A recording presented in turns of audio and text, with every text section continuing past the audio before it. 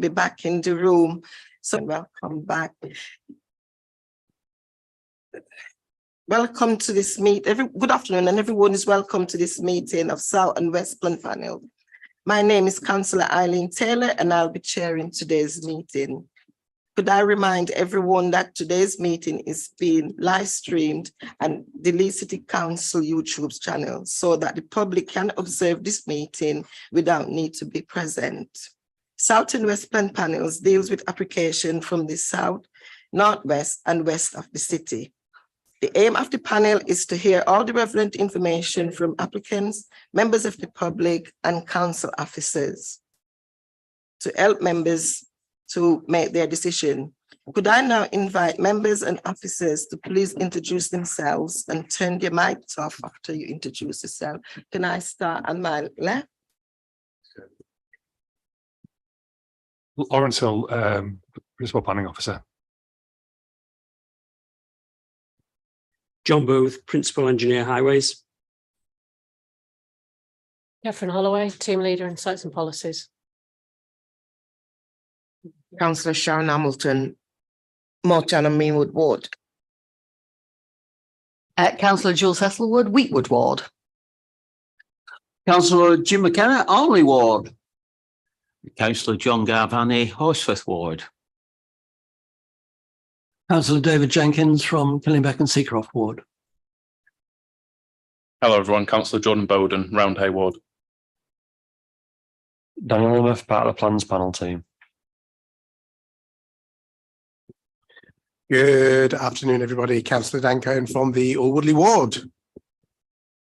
Good afternoon, Councillor Barry Anderson, Adland Wharfdale Ward.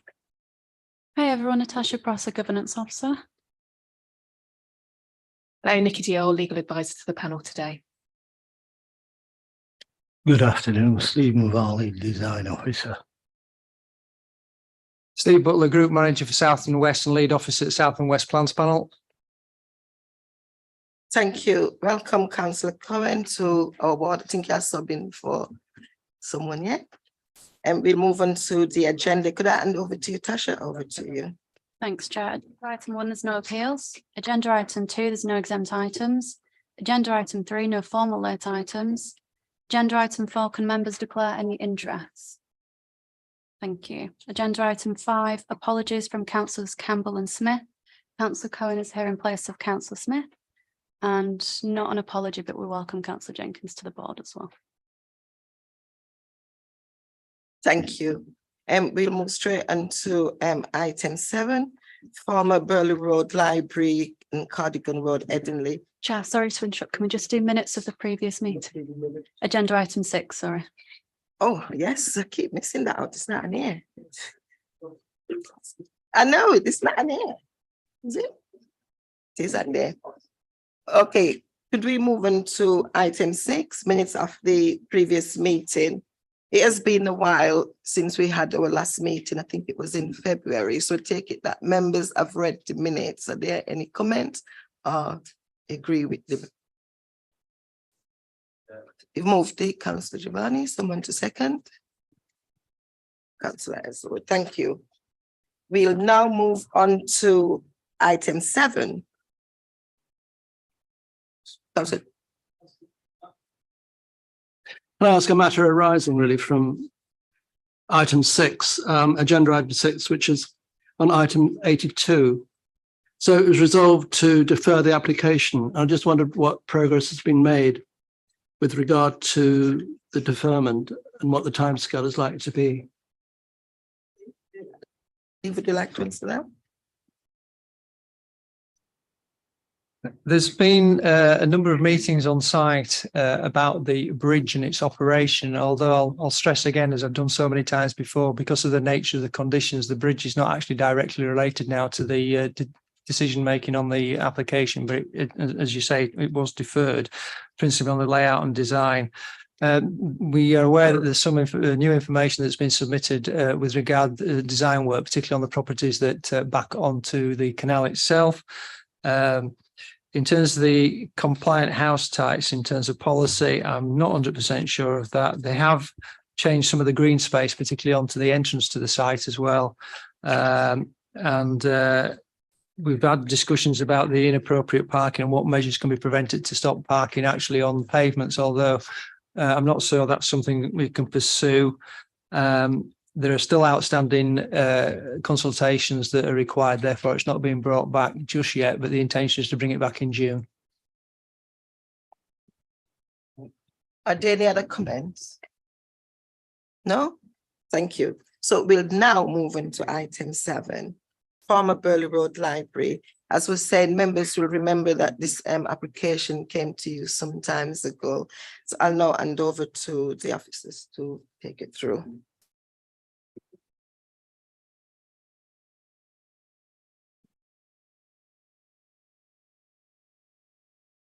Sorry, Don, is it coming up or is it?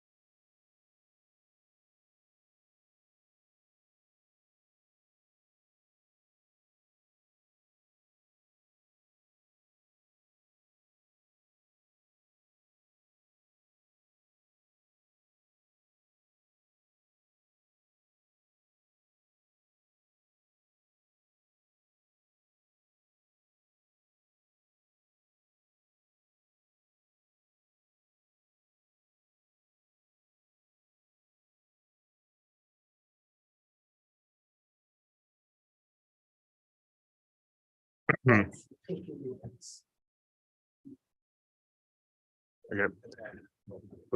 Yeah, thanks, Dan. Oh, there we go. Thank you.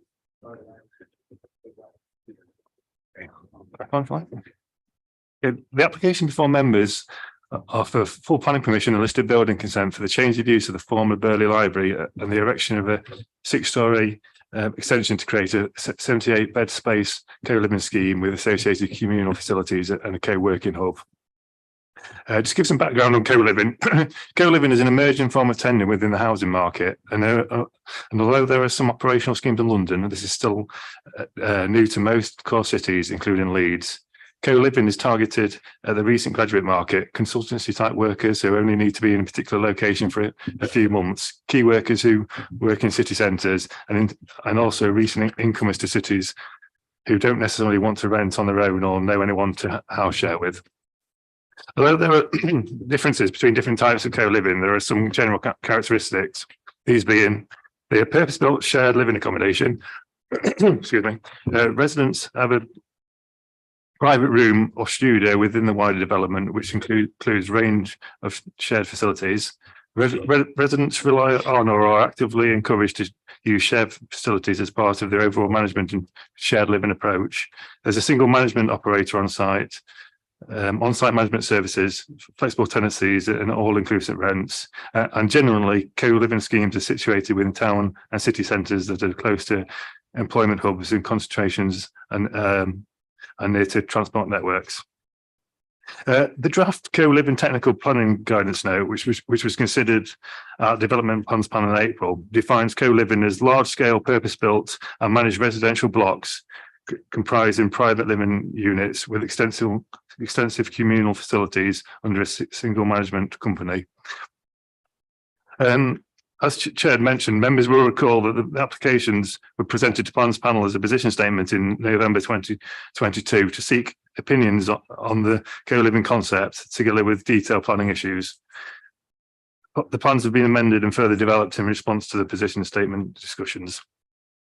Finally, the applications are brought to Plans Panel as a proposal is not fully compliant with the development plan and raise policy issues that go beyond that of local concern. I'll move on to the presentation. There are a number of additional slides which aren't in your packs. Just make me aware that there are a few additional slides.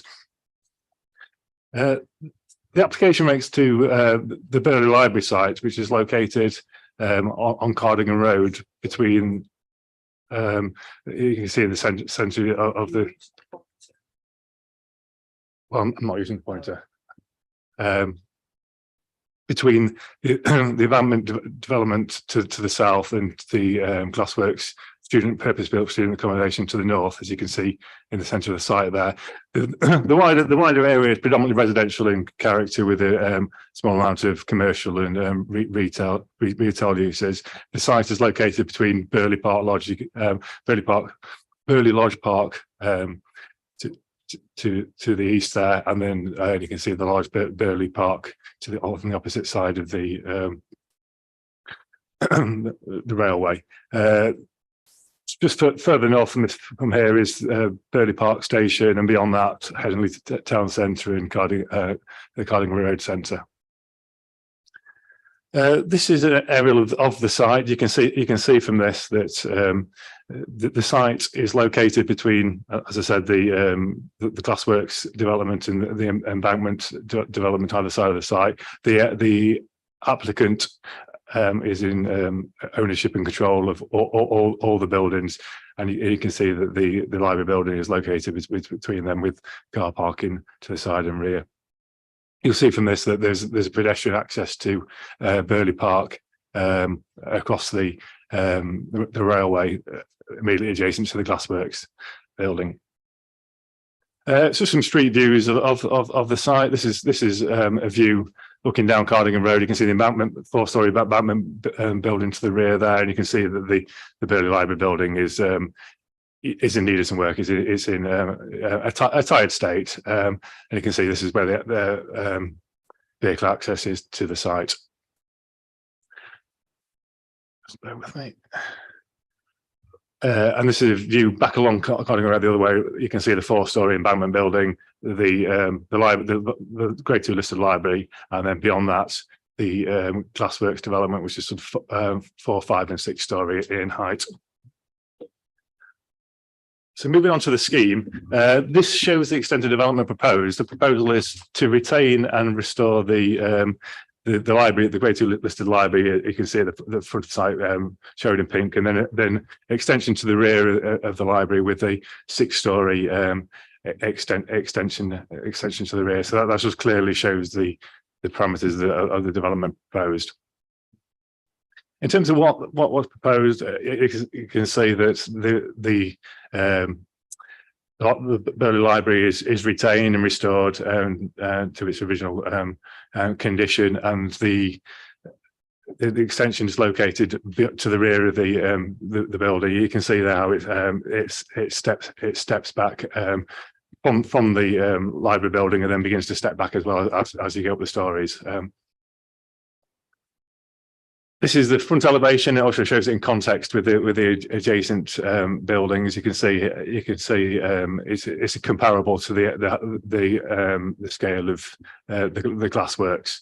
The proposal is for a heavily glazed front elevation to the extension, and to allow it to appear to float and to be very much a contemporary edition, but a subservient edition, albeit a large extension.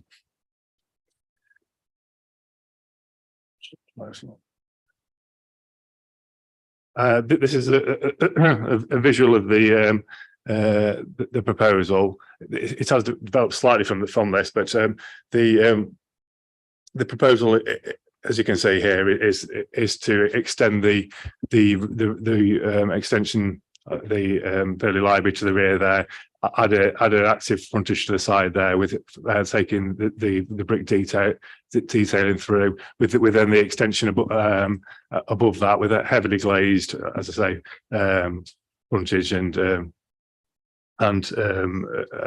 sort of grey vertical cladding to the extension. As you say, it's a traditional approach to the Burley Library, with an overtly contemporary approach to the extension.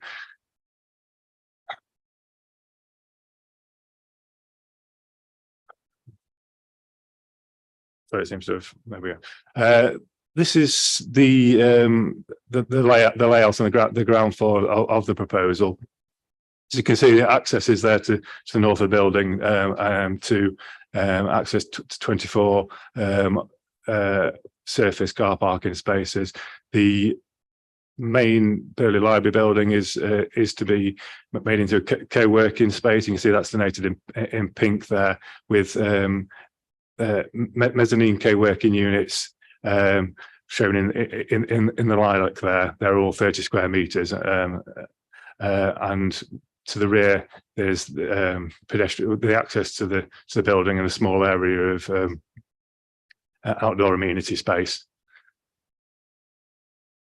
This just shows that there's additional undercroft basement parking, which is accessed from the adjacent embankment building, 18 undercroft parking, and some associated additional floor space within the basement. Just moving on to the layout of the scheme. You can see here, this is the proposal, and this is the first floor. This shows 15 of the co-living units across the site. Each unit is 30 square meters of private living space. You can see from this, each room has a large window, 2 windows, 3 windows, and a number of the units have sort of double aspects where they were on the corner plot, so that there's good natural light and outlook from each of the rooms. Each floor has a communal space. This is in the lilac there, which provides kitchen space, sitting areas, and an outdoor terrace into each communal facility. Just showing each floor. This is the second and third floors. These are exactly the same layout as as the first floor, with 15 units on each floor. You'll see from this that there's the communal space at the front of the building has got communal terraces, and then a number of the front-facing units have their own private terraces. Just move on, and just finally, the final fourth and fifth floors. This is where it's sort of, the scale diminishes slightly. The fourth floor has 14 units, all 30 square meters, and the same with the fifth floor. That's 12, and that's as the building is to step back. Obviously, the floor plan reduces in size. This is just to compare how the application has developed through the application process. Originally, it was submitted as 98 units, and this was in response to some draft guidance at the time, which was looking at units of 23 square meters. Officers had a lot of concerns about this scheme. We felt that it was cramped facilities. It felt that the communal space was poorly located in secondary areas. So through that application process, we've reduced the number of units by 20 to allow for the larger 30 square meter units just throughout, and then bring in the communal space to the front of the building, which felt is provided a better layout and better quality of amenity for residents. Just moving on, this just shows sort of a section of the units and amenity space at the front of the building.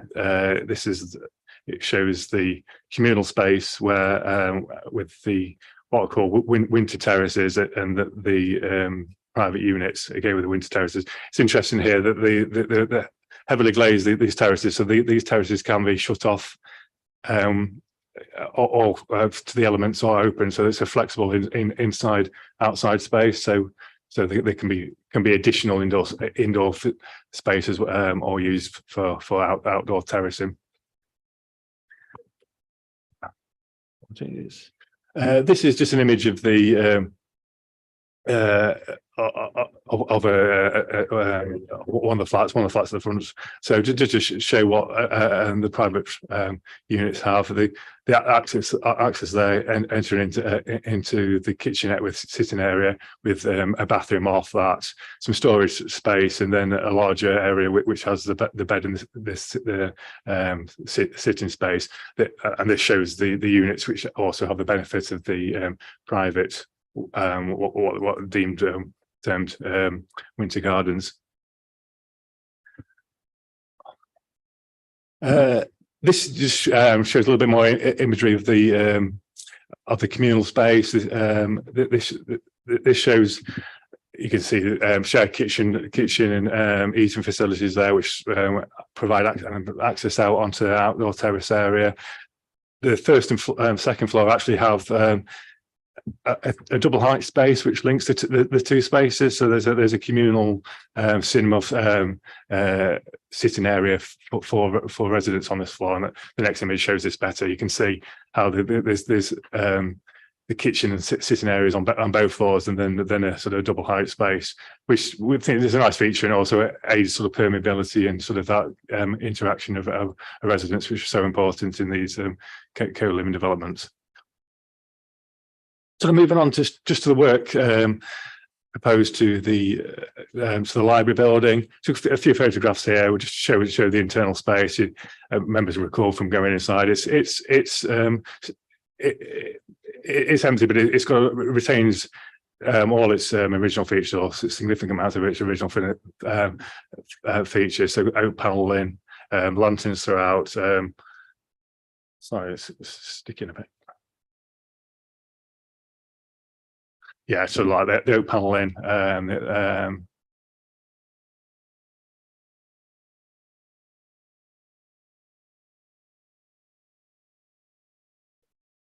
suppose I've new batteries there. So yeah, I mean the architraves, and so it is a building of some note. It's grade 2 listed. And yeah, so the architraves, there's a lot of parquet floors, tiling throughout. the proposal is for a light touch to that. In terms of what's proposed, it's proposed to have the co-working space within that, which will also have public access. So all the features you see there are going to be retained and restored. The panelling, the architraves, all the oakwork, parquet floors is all to be retained. There are 4 mezzanine units going into one side of it, and then crystal window pods throughout. So it is a really light touch to the building, but it's sort of it's a use which seems which really fits well with its previous library use.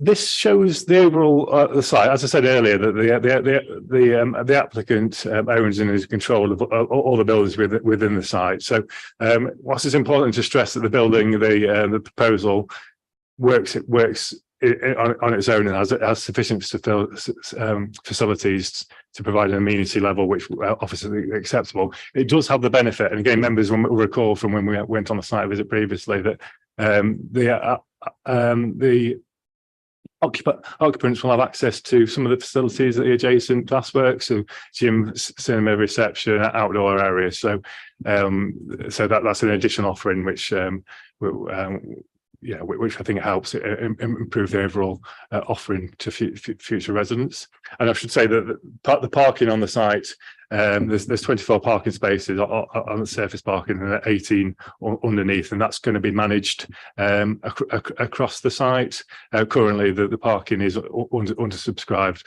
on the existing parking for the glasswork, so there will be a management approach to that across the site.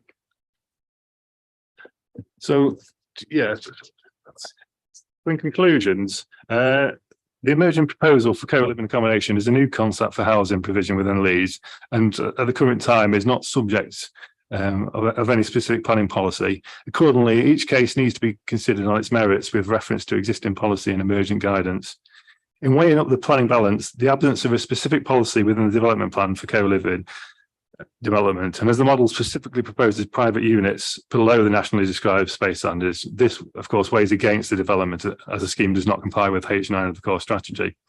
However, weighing in favour of the development is the design and layout of the scheme, which provides comparably large private units for co-living development with associated communal space, which is well designed and located throughout the development, representing a good balance of private and communal spaces.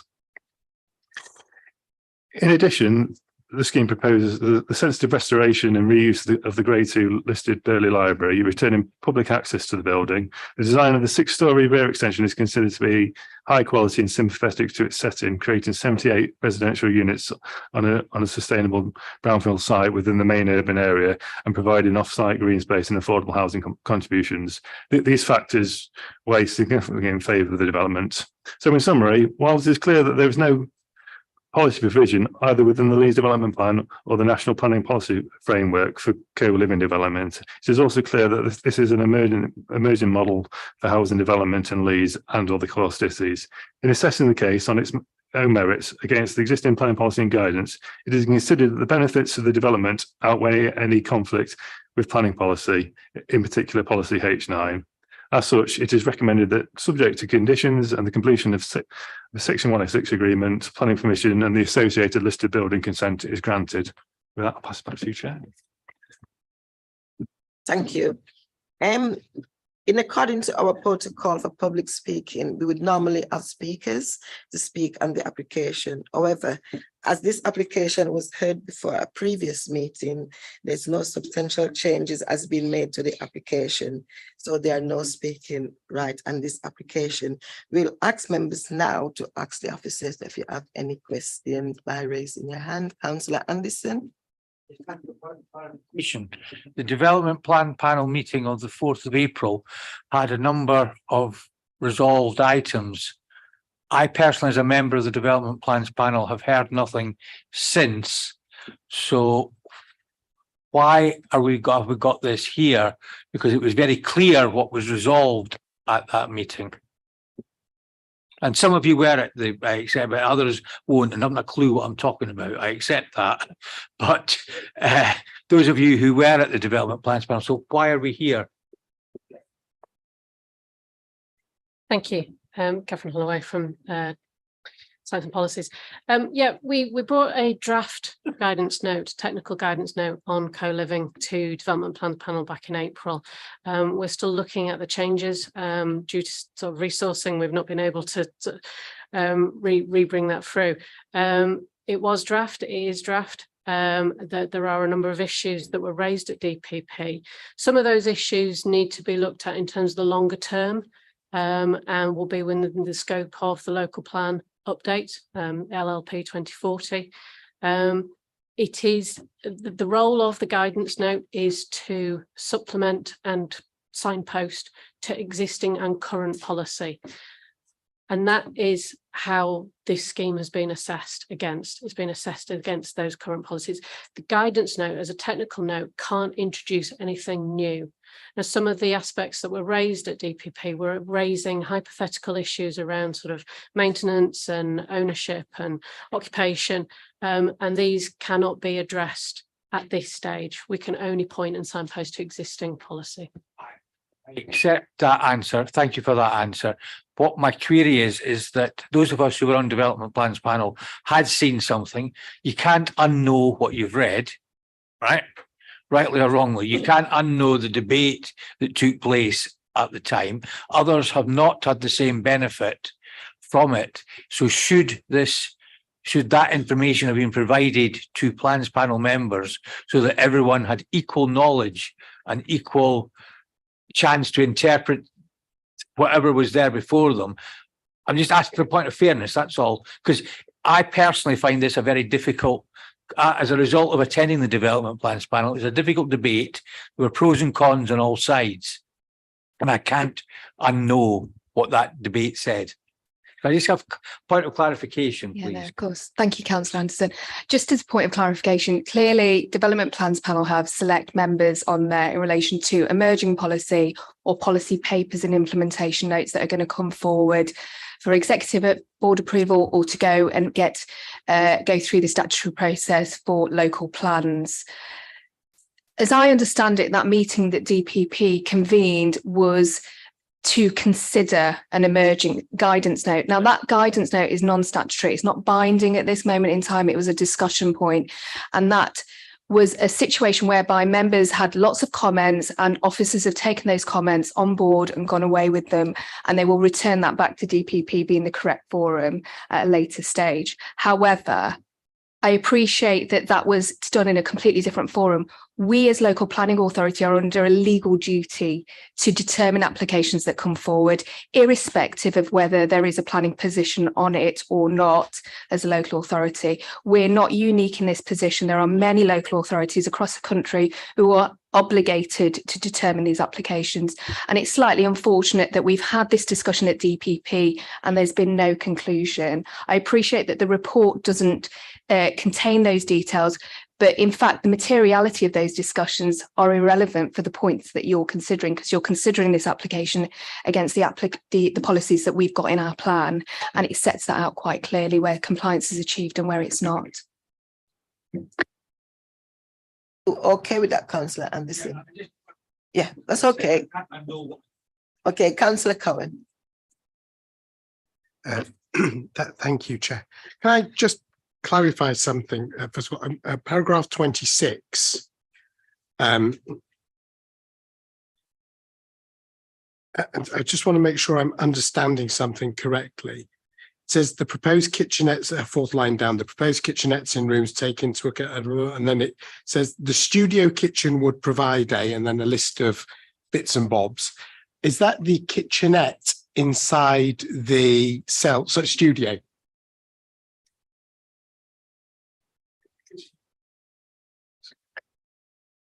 Yeah, that's what each room is going to provide in terms of basically a kitchenette, sort of secondary cooking facilities, in support of the main communal. So I'm right in saying then that each each one of the bed sits, or we'll call them, what we're going to call them, is self-contained in that it has a bedroom. I can see it has a sitting area. It has a fairly decent kitchenette provision and an ensuite bathroom. That's right, isn't it? Perfect. Thank you. Any other question? Are there any comments? Councillor Hamilton, did you raise your hand? Yes. Yeah, it's just on the Civic Trust when they ask about the door. I can't remember reading. Is the door gonna be removed or retained? What page are you reading? Page 21, 35. With regards to the existing door. I can't remember reading. Yes, the doors are to be retained, and there is a condition there for the work to be agreed with the conservation officer, so that information will be submitted. But the proposal is to retain all the existing doors and as I say, the oak panel work. Councillor Cohen. Thank you, Chair. So I have a real concern with this application around the size of these bed sits. I glanced up just then at Councillor McKenna because he will know from City. I have a real bugbear about us ever delivering as a city substandard living accommodation. I don't care where it is in the city. I believe if you're living in Leeds, you are entitled to live in a decent property with and not be crammed into a cupboard to all intents and purposes. And I understand what we're being told about this new approach with co-living and how it has flexibility. If I can bring your attention to paragraph 24, it says something really, really important. It says co-living takes a different approach to conventional C3 accommodation where households are self-contained, instead encouraging integration with other occupants of the development through the use of communal living spaces and kitchens. And the reason I'm saying this is important, and the reason I asked the question I asked before, is because the real intention with these rooms is that they are actually self-contained. They have a sitting area, a bed area, a kitchen area, and a bathroom. Now, there may well be other space that people can use, but these do not, within what this report tells us, really fall into that wider, what we expect co-living to be. So when we think, for me, when I think of co-living, I think of some of the student developments where there's no kitchen facility in the room. It's a bedroom and there might be a little bathroom, but anything else, you want to cook something, you can't do it within your bedsit area. You want to sit down and have a chat with it, you can't do that within your bedsit area. I'm making a comment, if I may. These properties, these bedsits, are significantly under the minimum space standard. Significantly under. And they are significantly under while continuing to be self-contained units. They do not fit within the description that this report provides as what we expect to be co-living. I'm going to struggle to support it because we set standards. We should not be undermining our own standards. Thank you, Chair.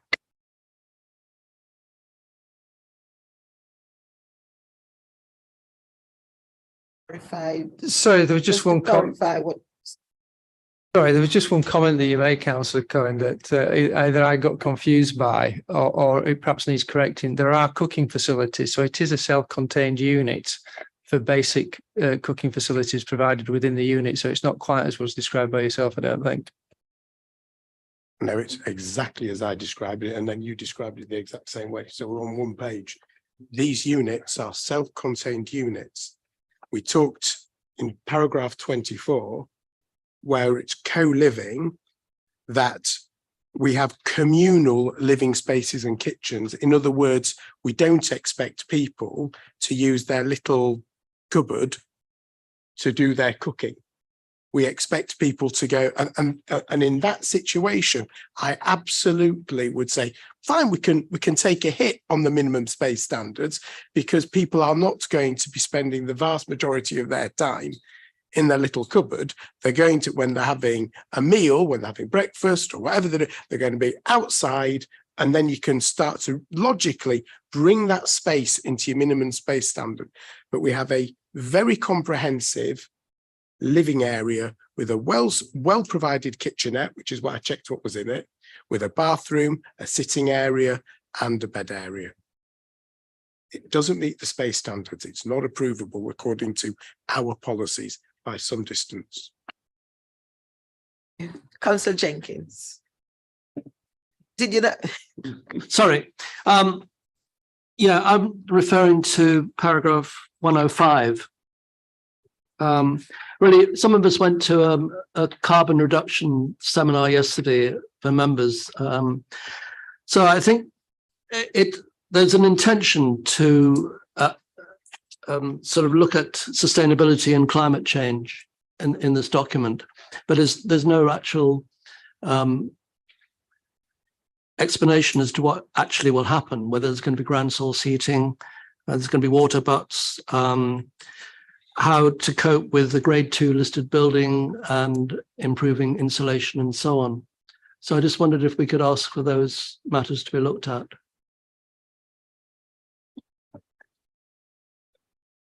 Yeah, I think looking through the report, I think the suggested we could bring that into a condition where we agree all those measures to make sure that they're meeting the relevant EM1 policies in terms of the climate, the carbon reduction, and the applicants have agreed to that. So I think yeah, a condition for a plan for those the construction methods to ensure it meets those targets would be sensible.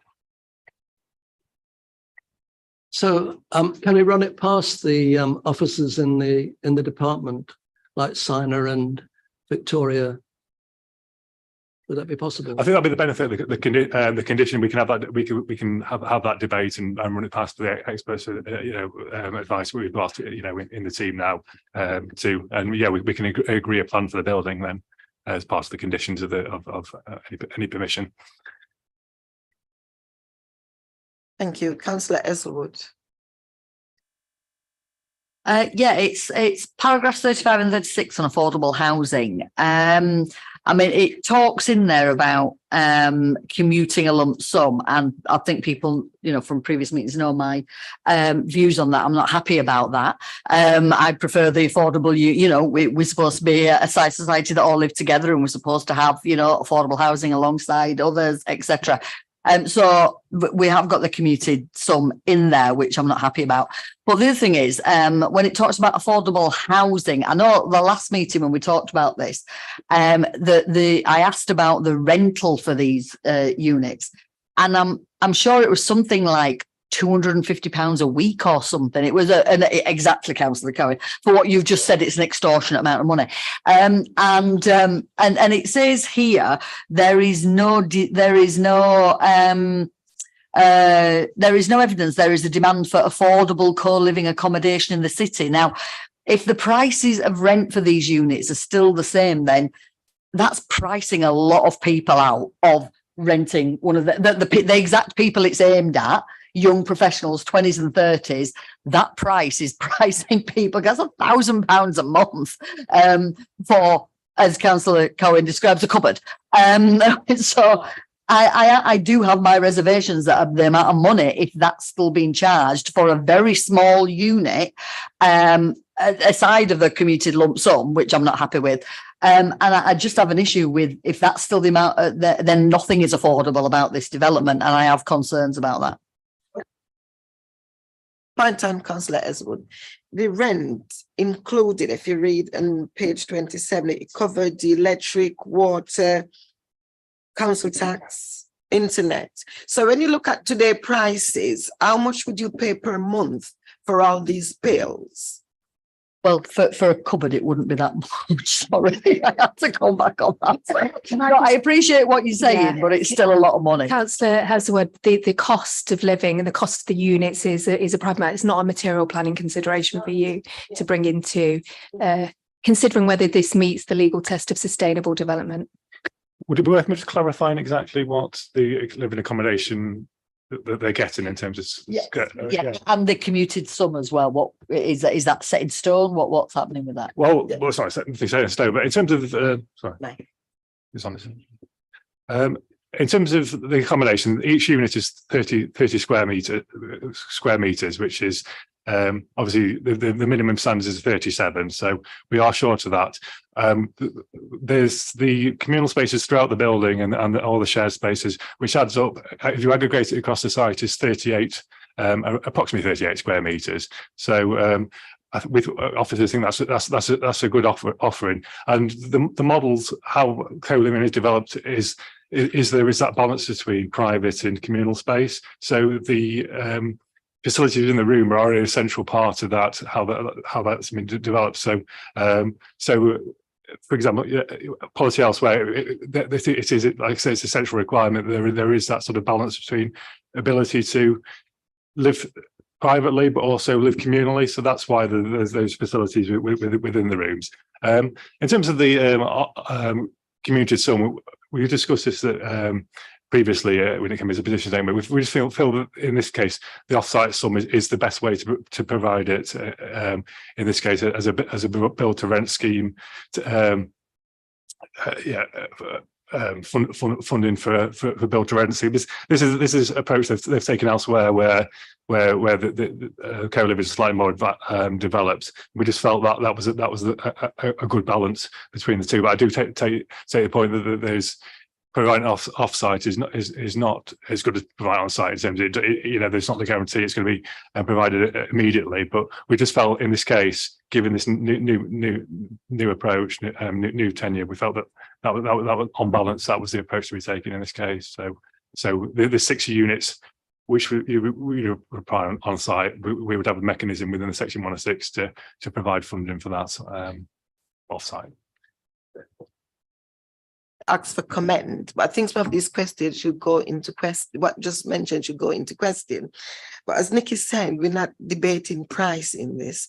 And, I know it doesn't suit everyone with co-living, but it is a benefit to most people. When you take someone just graduate, just can't buy a house, can't rent a house, these things do take into consideration until the individual can find the feet to go forward. So sometimes we are speaking not for the people, we are speaking what we would do, but this is not here to debate. We are here to debate the planning, but not the way you are debating it.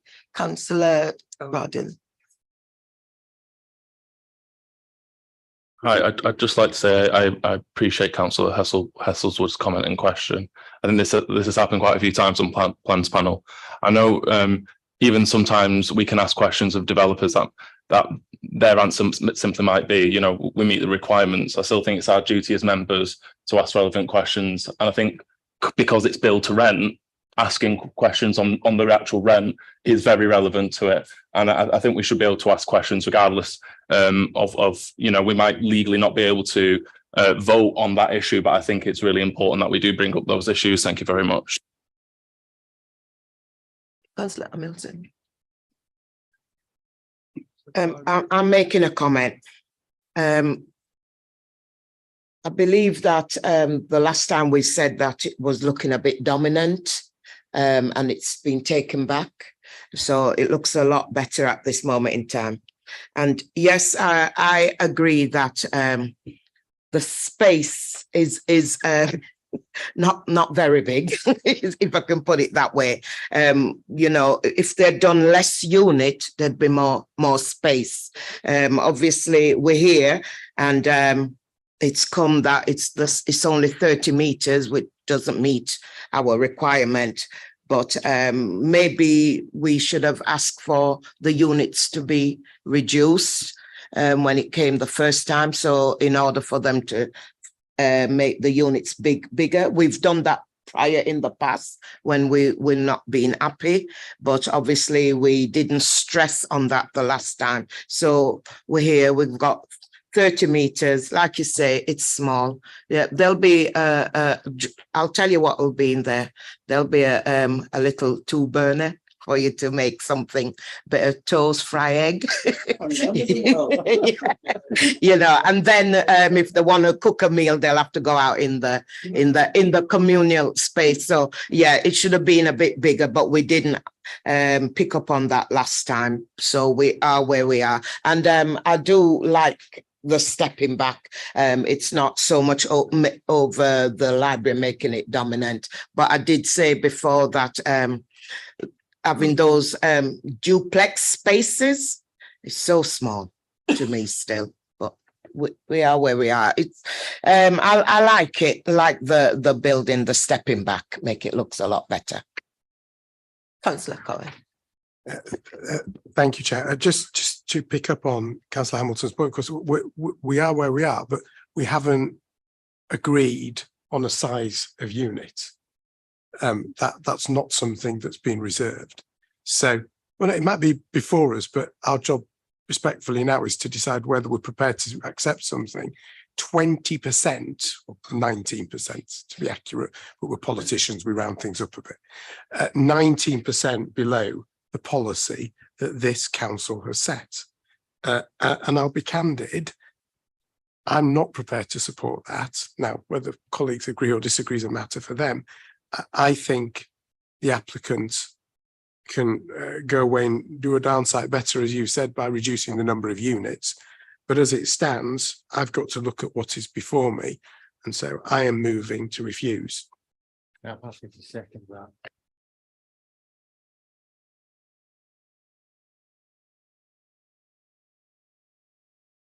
Well, we have to take a vote on the motion that's been proposed by Councillor Cohen and seconded by Councillor Anderson. Both of those in favour. But after that, I'd just like to make some comments depending upon which way it goes, Chair. Thank you. So all those in favour of Councillor Cohen and Anderson, can I see raise of your hand?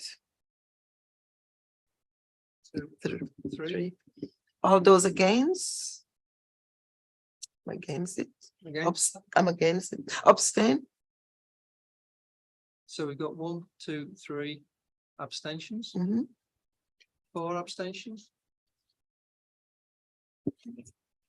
5 abstentions. I don't know where this leaves it. So where is this going? Simple, it's not as it is. So it's 2 for 1, isn't it? Further then. No, sorry, Councillor Cohen. We need to be clear on what basis. What just troubles me about this is a new form of living that when it came forward, it wasn't a motion for refusal. We were tasked to take it away to look at further information on the design and various other bits and pieces, which is what we've done. It's quite clear that there is actually demand for this. Can I finish, please? Sorry. And then we can come back to Respectfully, it. I haven't interrupted you until you were just rude to me just then. That's the first time. okay, just get your point, Steve. There is a demand for this. The communal space, because there are some misunderstandings here, the communal space does actually make up for the deficit that was being talked about, 20% that was referred to, in that provides 38, although it's a different form of accommodation, which I think we're having some difficulty with. And also it provides other opportunities, this type of developments in terms of the interactions or the opportunities for interaction. Steve, I'm really sorry, I'm going to have to intervene here. A vote has been taken, there's been legally constituted, and that was moved and seconded for refusal.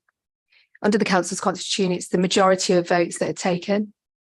And there were 3 for refusal, there were 5 abstaining from voting, and therefore the refusal has been voted on.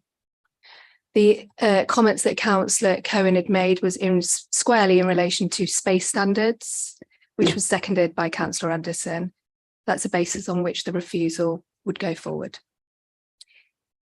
Now, under our council's constitution, where this goes against the officer recommendation, it is a matter for officers to defer the matter and return with refusal reasons to be presented to members based on the vote that's just been taken.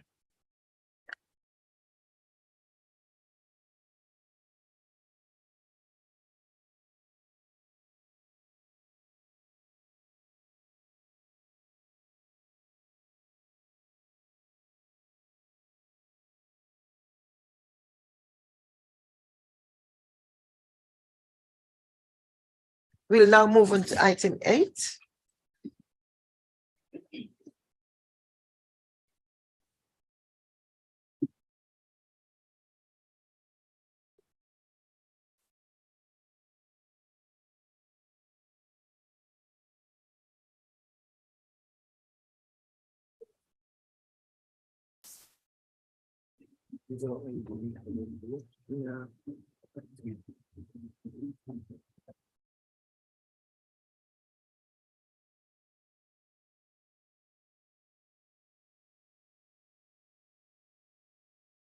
Okay, item 8, land west of Kent Road, Pudsey. Can I hand over to Nigel? Nigel.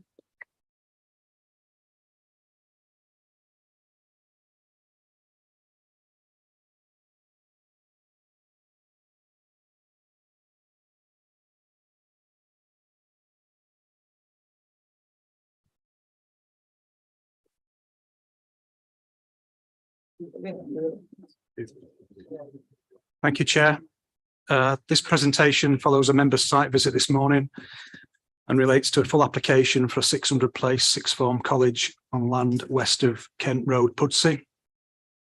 Just in terms of updates, further information has been received from the applicant setting out a detailed needs case for the proposed development.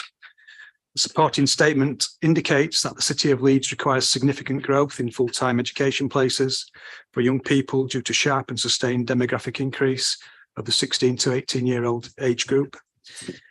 The needs case presented by the applicant is also supported by the Council's Children's Services Sufficiency and Capacity Team, who consider that the proposed development will ensure that there continues to be sufficient places and choice available for 16 to 18-year-old learners. A letter has also been received from the applicant relating to bus provision. I'd like to read that out verbatim, if I may.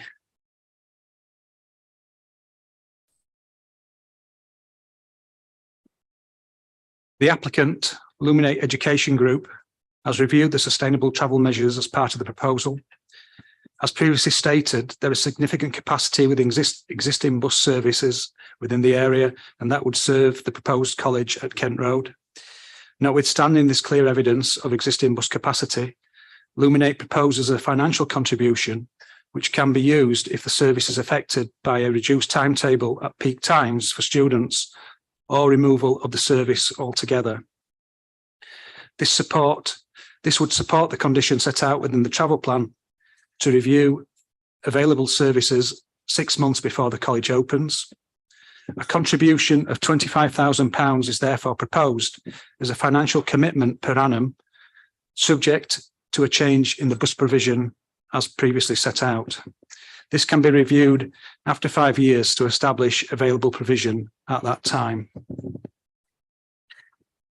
In addition to that, and following the publication of the report, further comments have also been received from the Council's landscape architect in response to the applicant's updated plans and comments. And although the principle of development is considered to be acceptable, further refinement is required in relation to the landscaping in respect of social areas around the site, to break down large swathes of tarmacked areas with further planting along the periphery of the car park to the west of the site, and further planting to the east of the site adjacent to Kent Road. In addition to that, local plans colleagues have also provided comments in respect of the site's land use designation. Members will be aware the site is allocated as green space in the core strategy with a green space typology of outdoor sport. This is consistent with the site's UDP allocation, which is also applicable and designated as protected playing pitches N6. Paragraphs 81 and 177 of the panel report refer to planning policy G6 suffix 1. This is incorrect. It should read G6 suffix 3, which states, where supported by evidence and in the delivery of wider planning benefits, redevelopment proposals should demonstrate a clear relationship to improvements of existing green space quality in the same locality. Although the planning assessment and planning balance remain the same, it is important that these references are corrected. Notwithstanding this, members' attention is drawn, however, to the statutory objection received from Sport England, which is detailed in the covering report.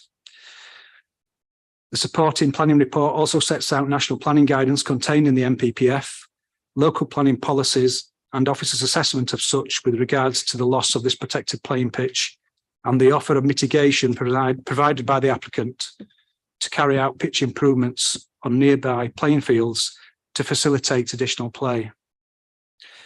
Should members be minded to approve the application, however, given the statutory objection from Sport England, the application will need to be referred to the Secretary of State under related departure procedures. So that's the kind of background and update in relation to those matters. Just turning to the slides. So the application site sits within the urban area of Pudsey, within the operational boundary of Crawshaw Academy. I'll just turn to the aerial image. Slightly distorted, so I apologise for that. But as I say, the application site is within the urban area of Pudsey, within the operational boundary of Crawshaw Academy. To the west of the site is the existing access which serves the Crawshaw Academy. That is to be used by prospective members of staff who drive a car to enable them to park within what would be the curtilage of Crawshaw Academy. The main access to the site is on the eastern side on Kent Road, which would provide the vehicle access and pedestrian access for the pupils who would use this facility. So just in terms of context,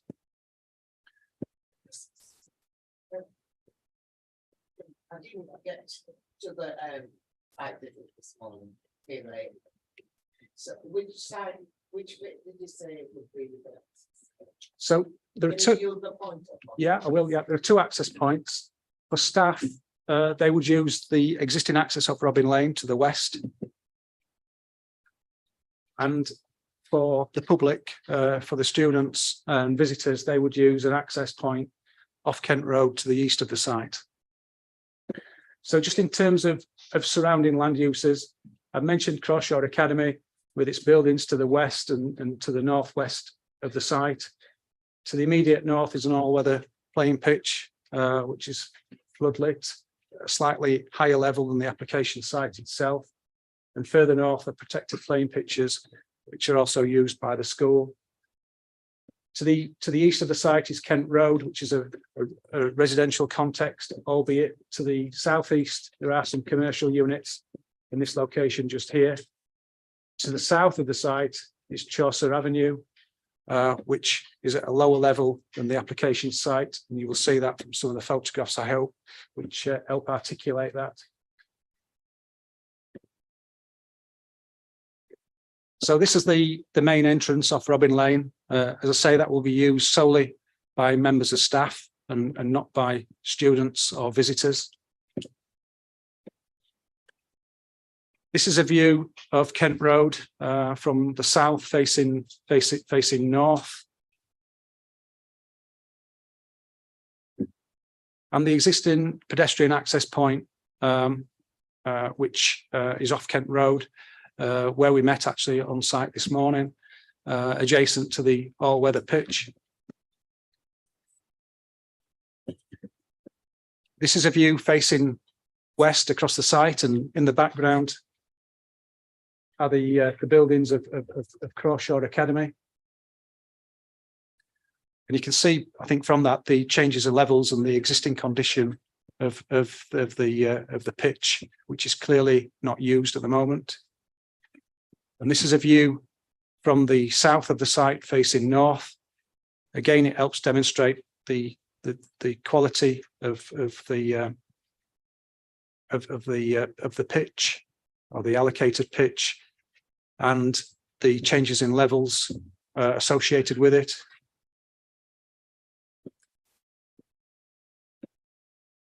And this is a view from the northern boundary of the site facing west. And again, you can see the difference in levels there between the top of the embankment and this plateau just here, and the land falls down further to the south to the properties on Chaucer Avenue.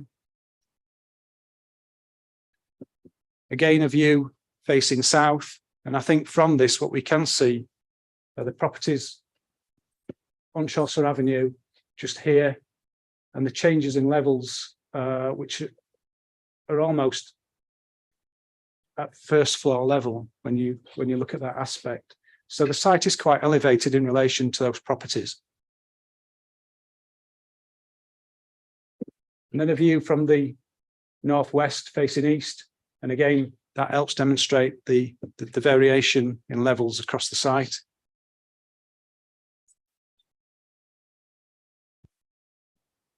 And a close-up of the pitch itself, this time facing north, which is of a poor quality, unusable, and it does suffer with significant drainage issues. So just in terms of the layout, so the white kind of rectangular block is the siting of the proposed building, centrally placed almost within the site. The northern boundary would face the all-weather pitch. This is the embankment associated with that raised ground.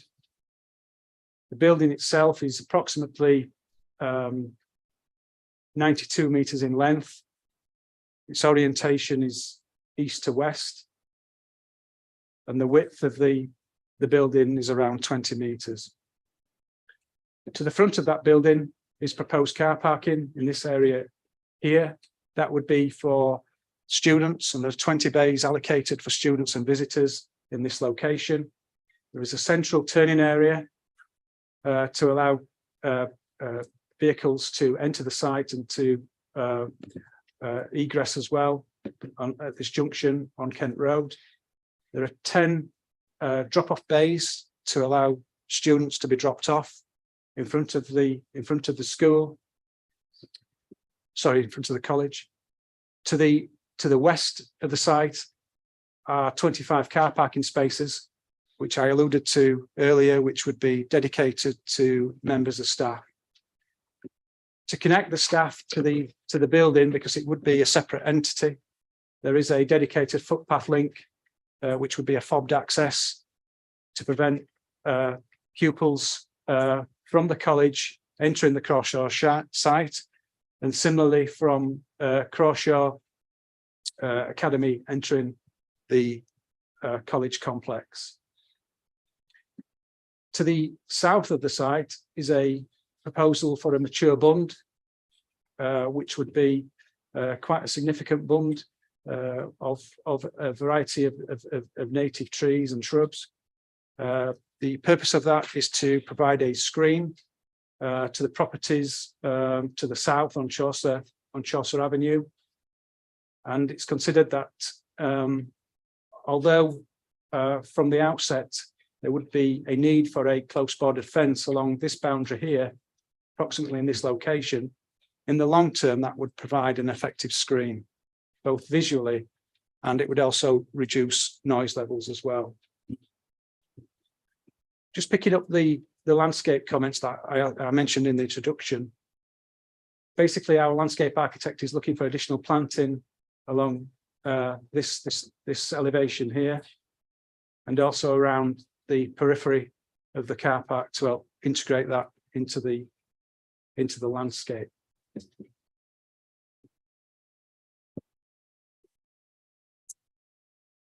So in terms of the changes in levels, I did indicate that there is quite a significant difference in levels across the site. And this elevation is a north-south section, which details that in some detail. So this is the proposed college building, and that drops down. That's finished floor level is 122 meters, and it drops down to 118 at that point there. So at the gardens of Chaucer Avenue, there's a variation of approximately 4 meters across that section. So that's quite significant, and hence the need for a landscape bund in this area here.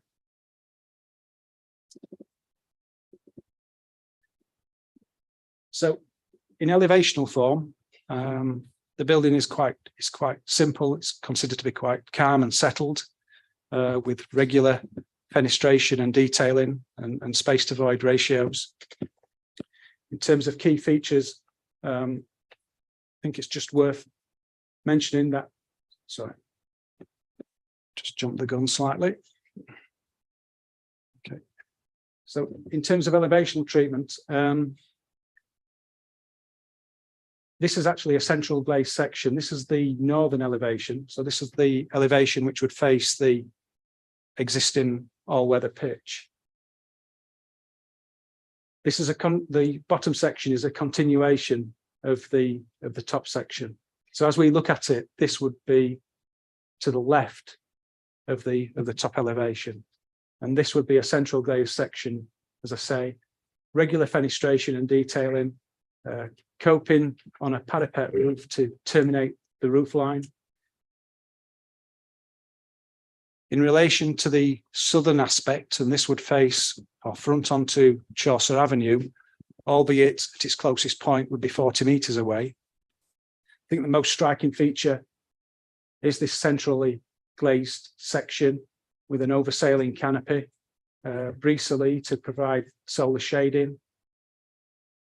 Other striking features include these corner elements, which are anodized metal cladding. It's a metal cladding system with the Pudsey Sixth Form College logo on the corner there. Overall, it's considered that, you know, that the architectural quality, although it's simple and calm, does have some merit. It does offer some gravitas.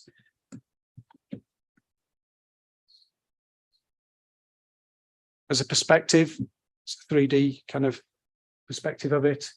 Again, you know, the most striking feature is the centrally glazed area, which will provide the reception point.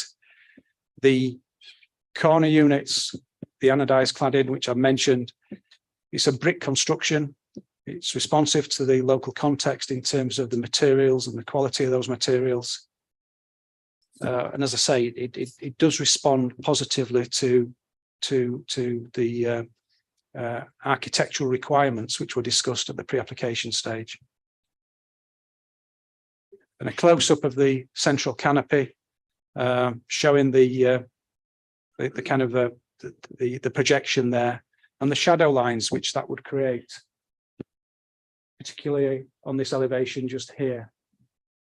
And again, you can see the protruding kind of cladding system at the ends of the building, which help break down the scale and massing and offer articulation. The other aspect to it is that the windows themselves, whilst regular and of horizontal emphasis, are set back within the facade to create interesting reveals, which again help break down the scale and massing of the building. And some close-up images of the of those aspects, which show the brise-soleil, the shadow lines which I've explained, the recessed windows with the reveals. The other aspect I think is worth mentioning is the textured brickwork as well, just at the ground floor level, which again help emphasize and articulate the building. Details there of the fenestration, and as I say, the horizontal emphasis with the reveals shown there in a bit more detail. And again, another section of the window, this time showing the recess in the cladding element, in the anodized metal cladding element there, just on the corners of the building, all recessed, creating these reveals. And then just a section of those particular reveals. This is the external facade, so that's the brickwork with the window in that position just there, creating what is quite a considerable depth and obviously adds to the interest of the building. And then just in terms of materials, A buff coloured brick is proposed to respond to the predominant context. An example of the anodized kind of cladding system, and then details of the bristle in this bottom corner just here. So in terms of the floor plans themselves, the bottom section is a continuation of the top section and would run from this point here. Pretty straightforward, really, in terms of the internal layout, with a central corridor.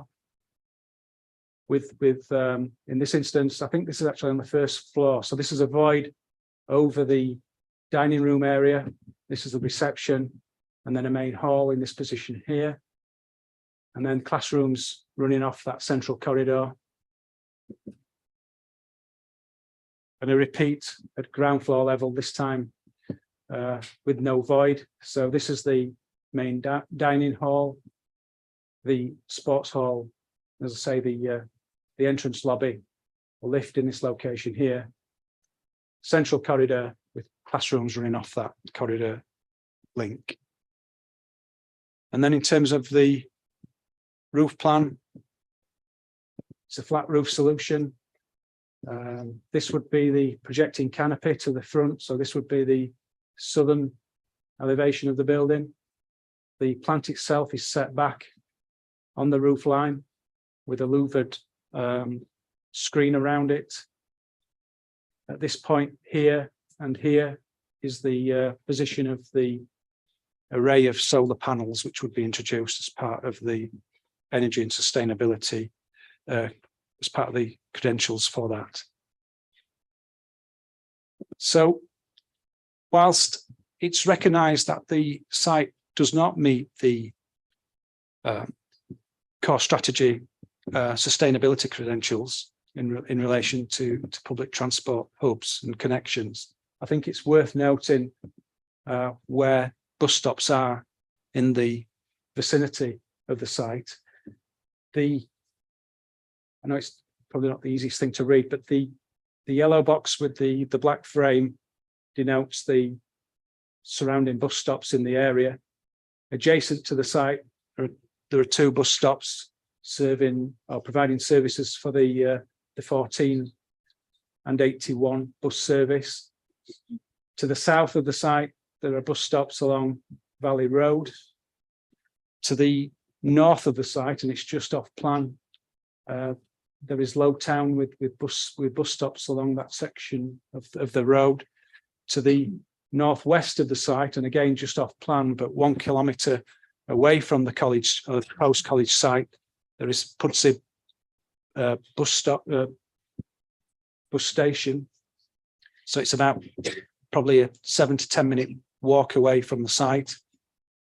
To the northeast, and again off the plan, is Bramley train station, and that's approximately 2.2 kilometres away from the site. So again, within what you would expect to be a reasonable walking distance. I think also in terms of assessing the site's transport sustainability credentials, consideration should also be applied to the fact that prospective students who would otherwise need to be taught elsewhere would have to travel presumably to Leeds, and there are obviously sustainability implications of that as well. So having a local provision is obviously a benefit to that particular area. And it's noted from the submitted travel plan that the Pudsey Sixth Form College will encourage the use of sustainable travel, including cycling and public transport. And the applicant has also stated it will encourage the use of bus travel. It is also noted that the college will support students in obtaining subsidised or, where possible, free bus passes through available funding streams. As mentioned in the introduction, it's also understood there is significant capacity within the existing bus service provision that would serve the proposed development, and the applicant has also now proposed a financial contribution which can be used if these services are affected by a reduced timetable at peak times for students or removal of a service altogether.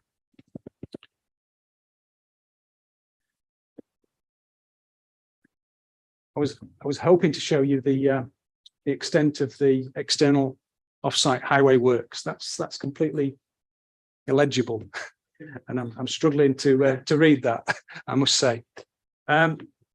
To summarise, this is the section of Kent Road. So this is to the east of the site. This is approximately the area where the proposed access is proposed. At this point, a raised table, a speed table would be introduced. And at various points along Kent Road, 5 road humps will also be introduced as traffic calming measures. So a variety of measures are taking place off-site. In addition to that, across the site frontage, the footpath will be widened to 3 metres to accommodate students at peak times, to enable them to be able to walk safely and leave safely, as obviously part of the overall highway works. So those are the measures which are proposed. My colleague John may wish to add to that later, but I think those are the main themes which I've covered. So on that basis, the application is recommended for approval, subject to referral to the Secretary of State and conditions set out in the report, as well as the related Section 106 obligations as detailed in the report. And also the additional measure, which I mentioned in the introduction, for the provision of a financial contribution by the applicant of £25,000 per annum, as detailed in my introduction. And that concludes my presentation, Chair.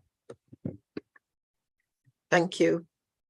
In accordance with our protocol for public speaking at Plans Panel, members of the public are in attendance to speak to the panel.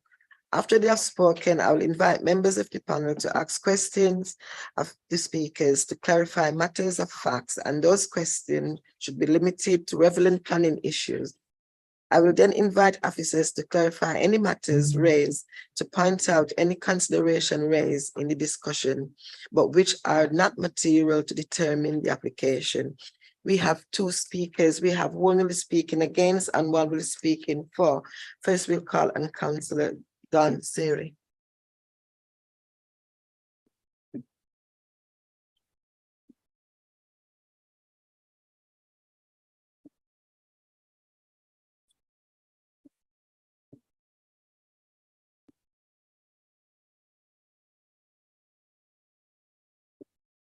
Thank you. You've got 4 minutes. Certification. Thank you, Chair.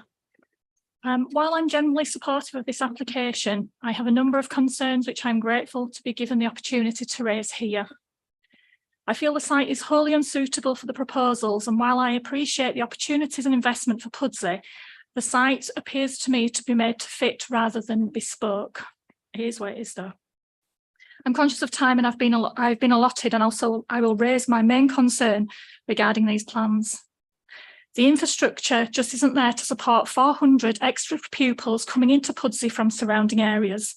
We do not have a local train station nearby, and Bramley is not nearby, trust me. We've recently seen 2 bus routes cancelled by First Bus, the number 9 and the 508. The 9 has thankfully been picked up by Yorkshire buses, but its future is still not secure. The number 14 and 81 are the only direct route to Kent Road, which is the main entrance. Therefore, the only option for travel into Pudsey is via Pudsey bus station by bus, where the pupils will be expected to walk from the bus station to Kent Road. It's not a 10-minute walk, it's at least a 15-minute walk. In Pudsey, our main antisocial behaviour issue is centred around the bus station, and we have a number of issues with children coming to Pudsey from surrounding areas into the town and causing trouble. I am not saying that the pupils at this academy will be causing similar issues, but 400 extra pupils from out of town is a significant amount. I am currently dealing with a number of residents' complaints regarding the top entrance to Crawshaw School at Ravensmount, which is why it is important that the entrance should remain via Kent Road. However, I know that the pupils are regularly dropped off by parents, and in the case of sixth form pupils, some do drive to school and own a car. The parking facilities provided for pupils are again not adequate at this site. Further routes to the sixth form are via Lowtown, and footpaths along this route are again unsuitable, either through sheltered housing complexes or through small ginnels. All routes are via quiet, small estates. The maps that you saw didn't show the full picture of the routes that these children are going to take to this school. While I appreciate the £25,000 that's been allocated for the loss of a sports field to mitigate Sport England, I do not feel this is an adequate amount. Queen's Park has recently undergone significant investment in its grass sports pitches at a cost of £192,000, and that's just for football pitches. That's not other facilities. £25 seems quite a small amount to me. The £25,000 offered to mitigate the bus would not even cover a bus driver's salary for a year. And I just wanted to add another point. It was said that this would help Pudsey pupils with sixth form allocations. All three schools, high schools in Pudsey currently have a sixth form facility.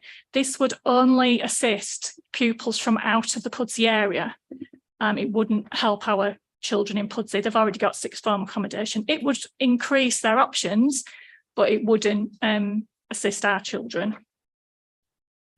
Work needs to be done to address the transport and travel issues for pupils, current pupils, as well as the potential pupils, and consider the impact on local residents before the building is opened. We need to future-proof plans, and we need to do it now rather than when I'm getting phone calls from residents complaining about vehicles, antisocial behaviour and disruption to local residents. Thank you, Chair. Thank you. Are there any questions to Councillor Siri? Any questions? Councillor McKenna? Hi, Councillor. We are talking about 16 to 18-year-old, and you mentioned a 15-minute walk. It seems to me that the schools I know about, and they're not sixth form, they're high schools, they all enjoy the walk with their mates after school. It's part of the cultural end to an educational day. I don't think they really need to be taken by the hand. And if you say it's coming from outside an area, that's good, because I'm sure my grandson will end up here, to be quite honest, and he certainly will end up in high school in Pudsey, and he's certainly outside the area. And I think in some ways we have a duty to make this work for the sake of future generations and our children. You can answer anything or take it as a comment, I don't mind. It's not a nice walk from Pudsey Centre. It's quite a heavy walk from Pudsey Centre, to be fair. I don't know if you saw Valley Road, and Kent Road is a very long road. In my experience, I've just got a child that's left actually Grangefield sixth form, and all of his friends, as soon as they could drive, wanted to drive. The issues at the top of the drive at Ravens Mount are again because parents dropping kids off. And my experience with this school is that the pupils don't walk there. They get dropped off, they drive, they may cycle. But my concern is mainly children coming from other areas, that the transport just isn't there to sustain it. I'm quite agreeing with Councillor McKenna. Public health, we are encouraging everyone to do public activities.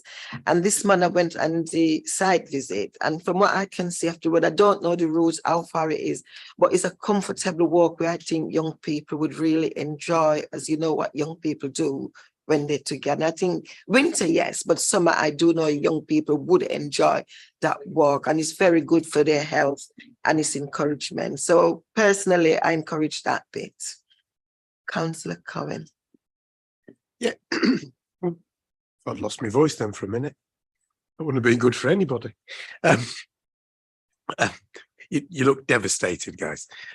It's here, it's fine.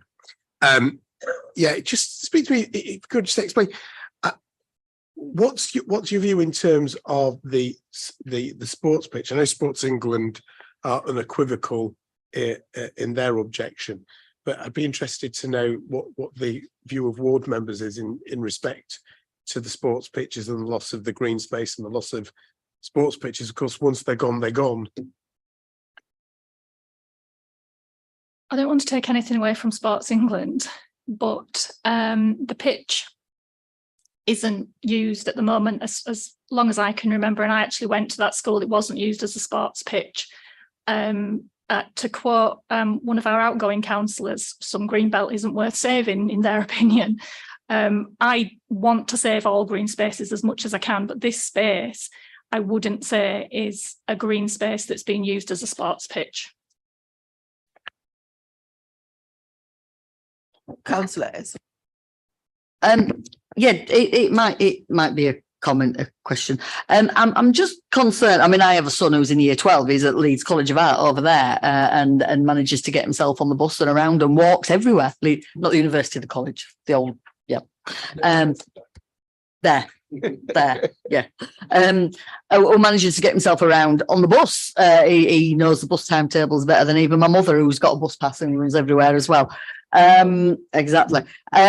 So and whizzes around the city on the bus everywhere, not in a car. But one thing I am concerned about your comment is that you said it won't benefit our children, but as councillors we have a responsibility to the children across the city.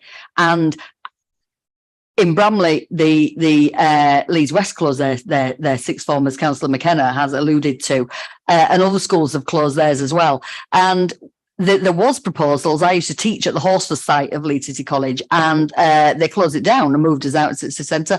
And there was proposal to set up a sixth form college there because we knew that there was a lack of provision in that side of the city. Unfortunately, that fell through. So we know that we need a sixth form college in that side of the city to widen the provision that's offered to our children, to widen that educational offer, so they've got more choice of the subjects they're taking.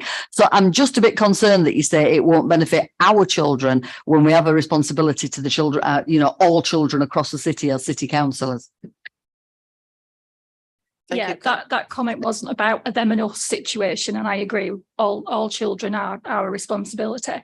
My comment was Pudsey children already have a sixth form and they have options within that sixth form. The previous comments before I made my comments were that it was alluded that there was no sixth form, and what the provision would be doing would be bringing other children into our area, which is good, and it, like you said, it widens the provision. But on the other hand, the bus service isn't there, the train service isn't there, the provisions just aren't there. And I just have major concerns for my residents as well as the children.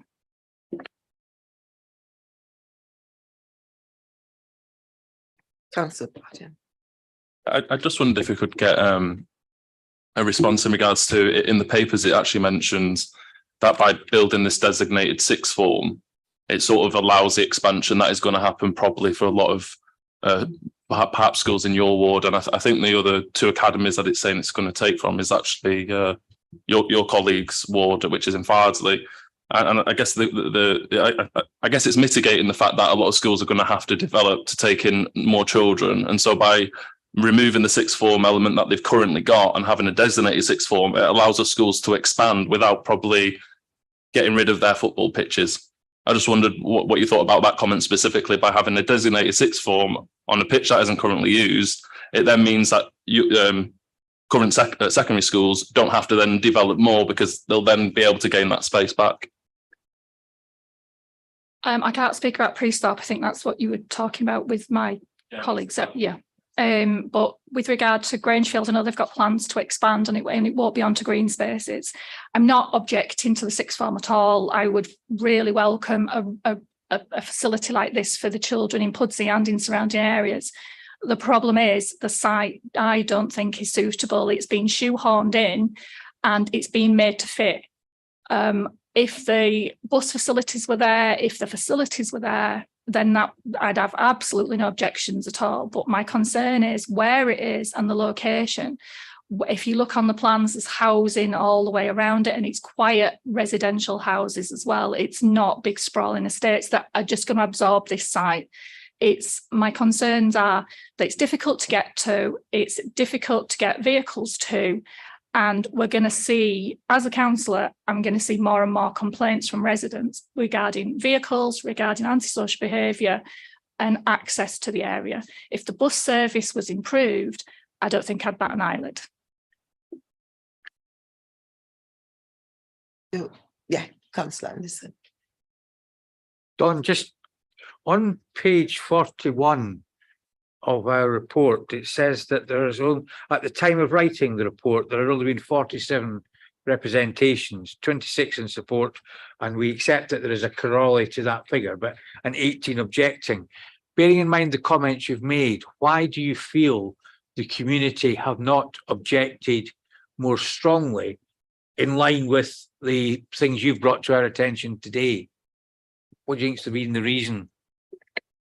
I think it's the same old thing, isn't it? That they just generally, they aren't aware. They tend to post comments on social media rather than pick up a pen and paper and object formally. I know from comments that I've had and dealing with the residents that at Ravensmount that are complaining currently about access to the school. I know residents on Kent Road who have contacted me directly and said they've got major concerns about the vehicles coming down Kent Road. The speeds of vehicles down Kent Road is already an issue. So we've got historic issues before this even starts. Like I said before, I'd welcome more buses down there. It would be amazing. But I just don't think in this climate it's going to happen, given that we've had 2 cancelled bus routes already in our area. I just don't think residents feel listened to. I know I didn't feel listened to when I was a resident before I was a councillor. And I think that it's just access to information. How do you get the information out that this is happening? Same old thing, as soon as the digger turns up, everyone will be up in arms about it. But Councillor Seri, let's be fair, everyone have the opportunity to comment.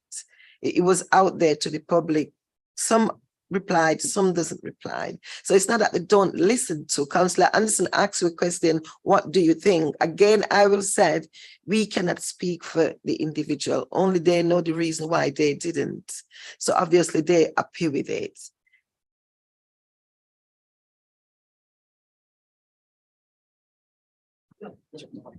Thank you, Chair. Councillor Seri, you mentioned the existing 6 forums and the implication that for Pudsey children provides enough places. Yeah, page 40 of the report, paragraph 10, actually says that it will increase, this provision would increase the supply of secondary places as the partnership schools, that's Crawshaw, Leeds West and Co-op Academy at Preethorpe, close their own 6th form provisions.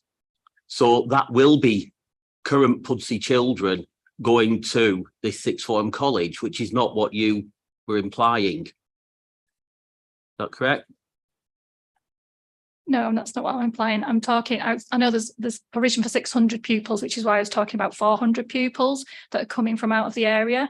Crawshaw and Preethorpe do currently have 6th forms, as does Grangefield, that's in our ward.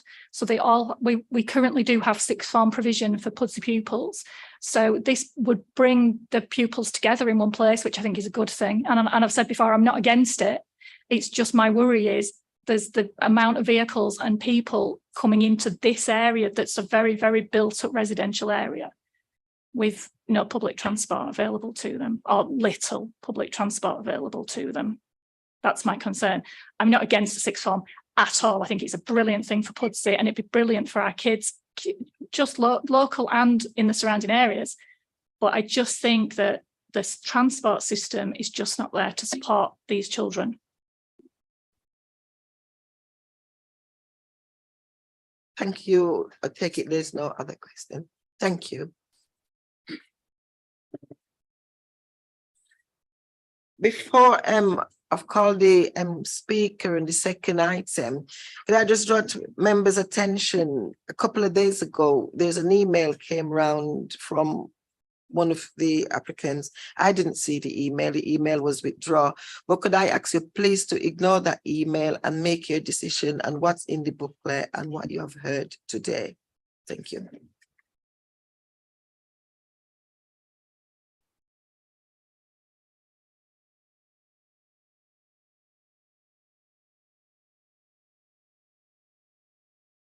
Claire is addressed it, so you make your no comments on this, you make your assumption and in the booklet and what you've heard. Thank you. So Could I call Joanna, please?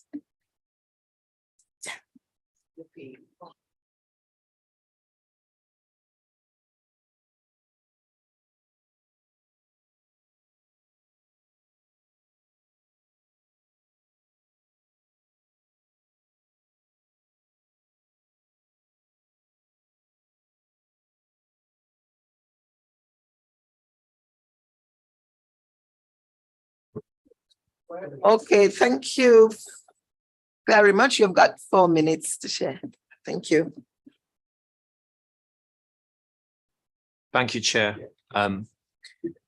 We've been working on this exciting and much needed development in lots of detail for a number of years now.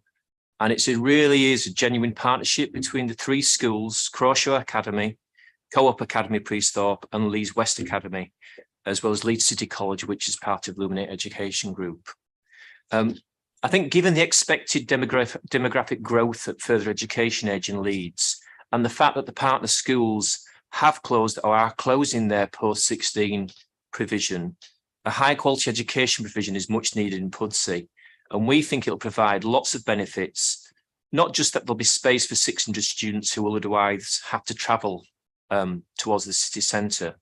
It'll provide academic and technical education in specialist facilities, greatly improving the current situation in this part of the city. But importantly, it will allow the partner schools to expand their Year 7 pupil access numbers because of the demographic uplift. It will help students progress to higher education, higher apprenticeships and employment. The curriculum will cover mostly A-levels in 26 subjects, but also include T-levels as well. And the partnership has made a commitment to widening participation, raising aspirations, levelling up, social mobility and environmental sustainability. We've worked closely with our planning colleagues to engage with the local community, to gather feedback and to inform solutions and further benefits for this project. To summarise as well, given the closure and displacement of post-16 provision in the area and the expected demographic uplift of young people, Pudsey Sixth Form will ensure that young people in the area and surrounding areas will have an excellent and local place to study.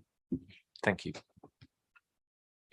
Good afternoon. We identified at the beginning of this project that the application site was a designated playing field, so we set out to identify alternative sites that could accommodate the new college within the Pudsey area. There were and remain no alternative locations. We then reviewed the draft playing pitch strategy and the council's green space background paper. The PPS holds very limited weight and is out of date. We've identified surplus outdoor provision of 13 hectares across the Pudsey ward, opportunities for increased match play and improvements made to Crawshaw's artificial pitch.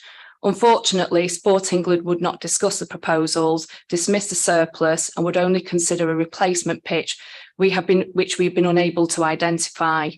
We have, however, proposed a financial contribution of £25,000, which will allow increased sports play for the local community.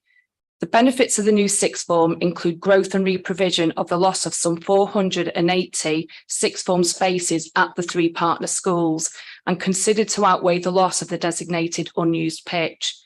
The start and end times of the sixth form are staggered, so they don't clash with Crawshaw's times. There is significant capacity on the 81 and 14 buses, so there's no justification to put a dedicated bus service on. But the college is committed to monitor the bus services and secure £25,000 in the travel plan to respond if the services impact students. Around 1/3 of students are entitled to free bus passes, ensuring they can attend education without financial barriers. That's around £90,000 per annum. Luminate's experience and evidence is that very few students drive, and these are accommodated for on site. We explored in detail providing pedestrian access through Crawshaw's land from Robin Lane for students, but the partnership was unable to provide a safeguarding solution. Nevertheless, the various routes to the Kent Road entrance are far more localised and cheaper than travel to Leeds city centre or other towns. The building position and landscaping have been designed to minimise any harm to residential amenity. Is that it? Sorry. Finish your sentence. Oh, thank you very much. Well, I'd just like to say thank you very much. And we consider that the benefits outweigh the harm to the playing pitch. And we request that you consider our proposal today positively. Thank you. Thank you. Are there any questions? Councillor Anderson. Quick ones. Well, hopefully they'll be quick. How many staff are you going to be employing on site? The reason for asking that question is it relates to the number of car parking spaces that you've got. That's not to say that you won't have sufficient to take the staff, but if you ever need to increase the staff, is there capacity for some of them to come by car if they can't use public transport? That's the point of the question. How many staff will you actually have employed on site for the 600 pupils?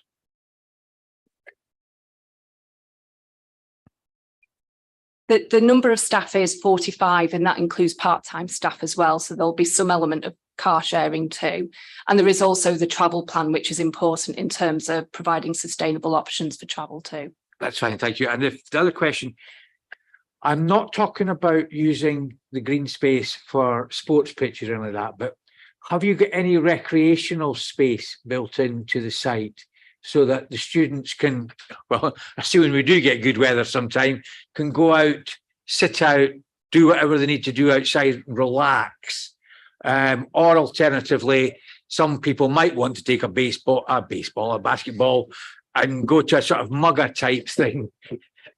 Is there any facilities for them to have recreational facilities, or are they in the class all the time? There will be external dining and seating for students to relax.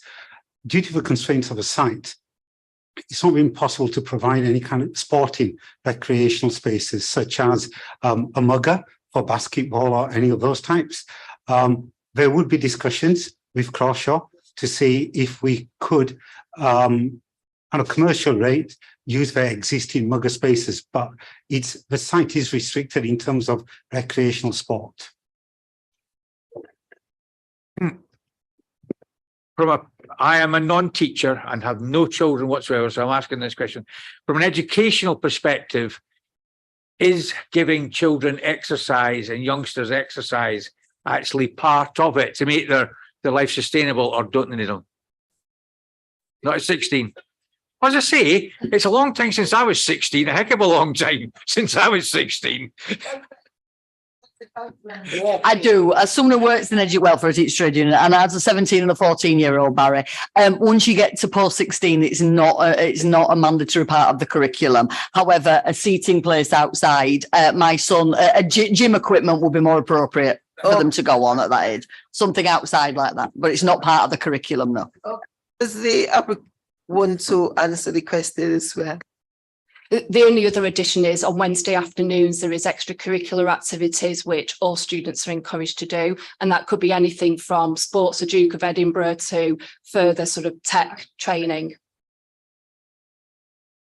Are you okay now, Councillor Anderson? Okay. Councillor McKenna? Thank you, Chair. Just to come back to the playing fields, but before I do, I'd like to make a point. The young people with bus passes certainly couldn't use them to vote last week, could they? Where it seems to me, I'm getting political, I can be.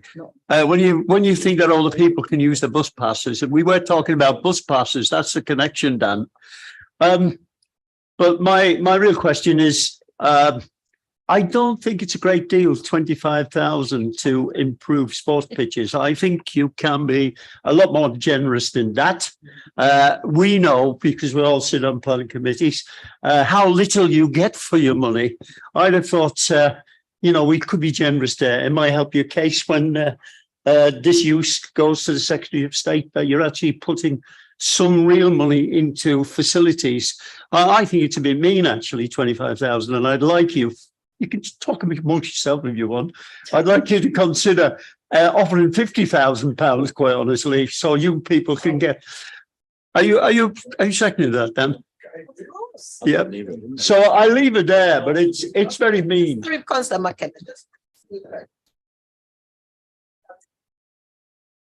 answer the question. I'm just going to, I think you know what I'm going to say. Clearly, the materiality and the material considerations apply to the calculus that you've undertaken, which is not something we don't want to veer into buying planning permissions in this forum. We don't.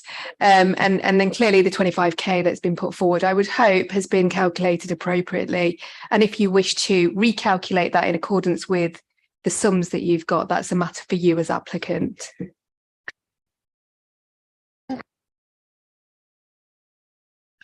Thank you, Chair.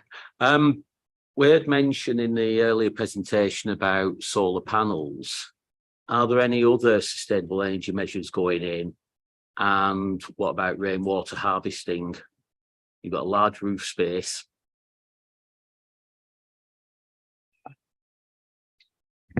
In addition to the solar panels, we've also got air source heat pumps. So what we're targeting is at least 10% of the energy consumption will be from a renewable source. We haven't focused on rainwater harvesting, but it is something that we can look into. But it is a BREEAM excellence building. That is, again, our target. So there's a lot of areas within the BREEAM criteria that we are achieving through the, through the target of excellence, a standard. Hi, I just wanted to give you an opportunity based on what Councillor McKenna just said. I know we just had the legal advice, but there's just two slightly conflicting things that I heard just before. The presentation mentioned 25,000 per annum, but in the report it just says 25,000. Could you please just mention what it is though, if it is per annum or a one-off?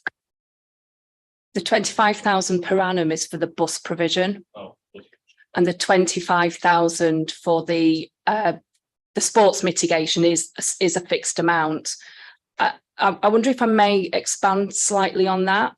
Is that possible based on the earlier question? You're entitled to expand on any point you wish, so long as it's in reply to a member. Yes, it's in response how we got to the 25k, and we took a combination of the costs given to us. I think it was the Football Foundation cost and the Grounds Maintenance Association costs.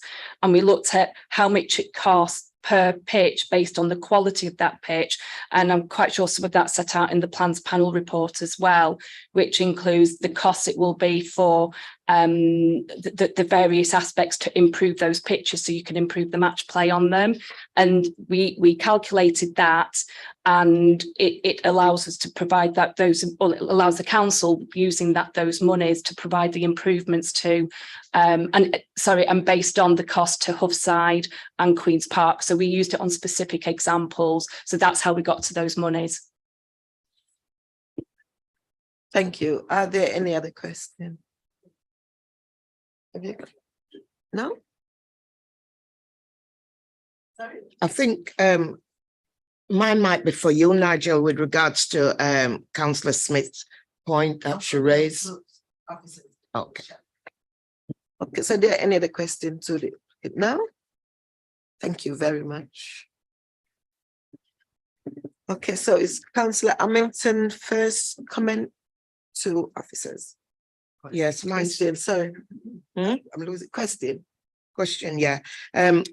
Councillor, on page 39, Councillor Smith's point with regards to the internal pedestrian footpath. Has that been addressed?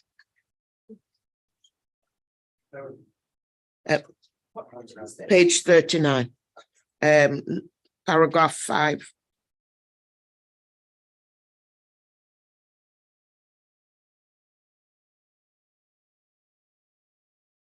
I thought I'd ask for you.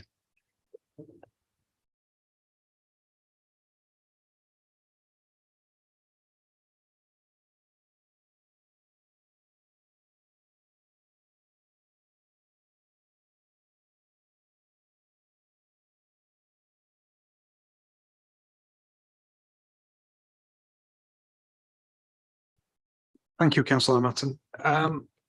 This relates to what was a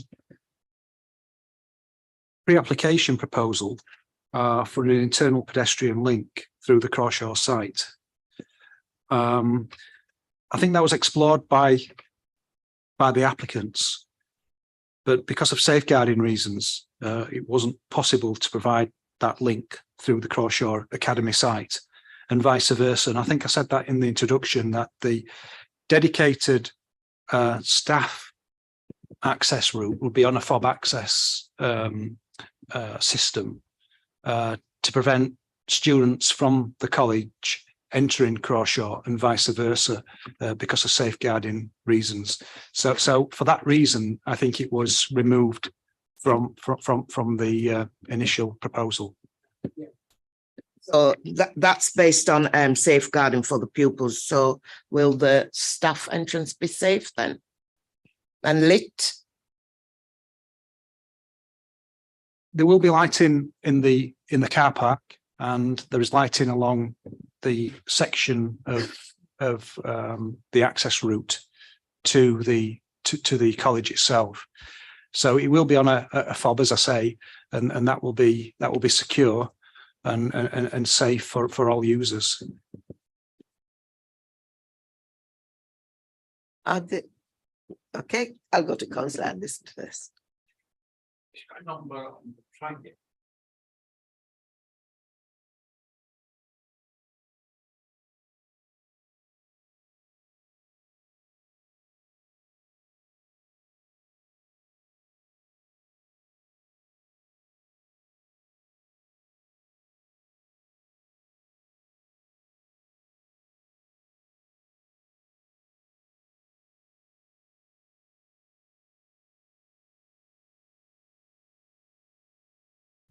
Yes, we do have an architectural liaison officer. They were consulted as part of this application. At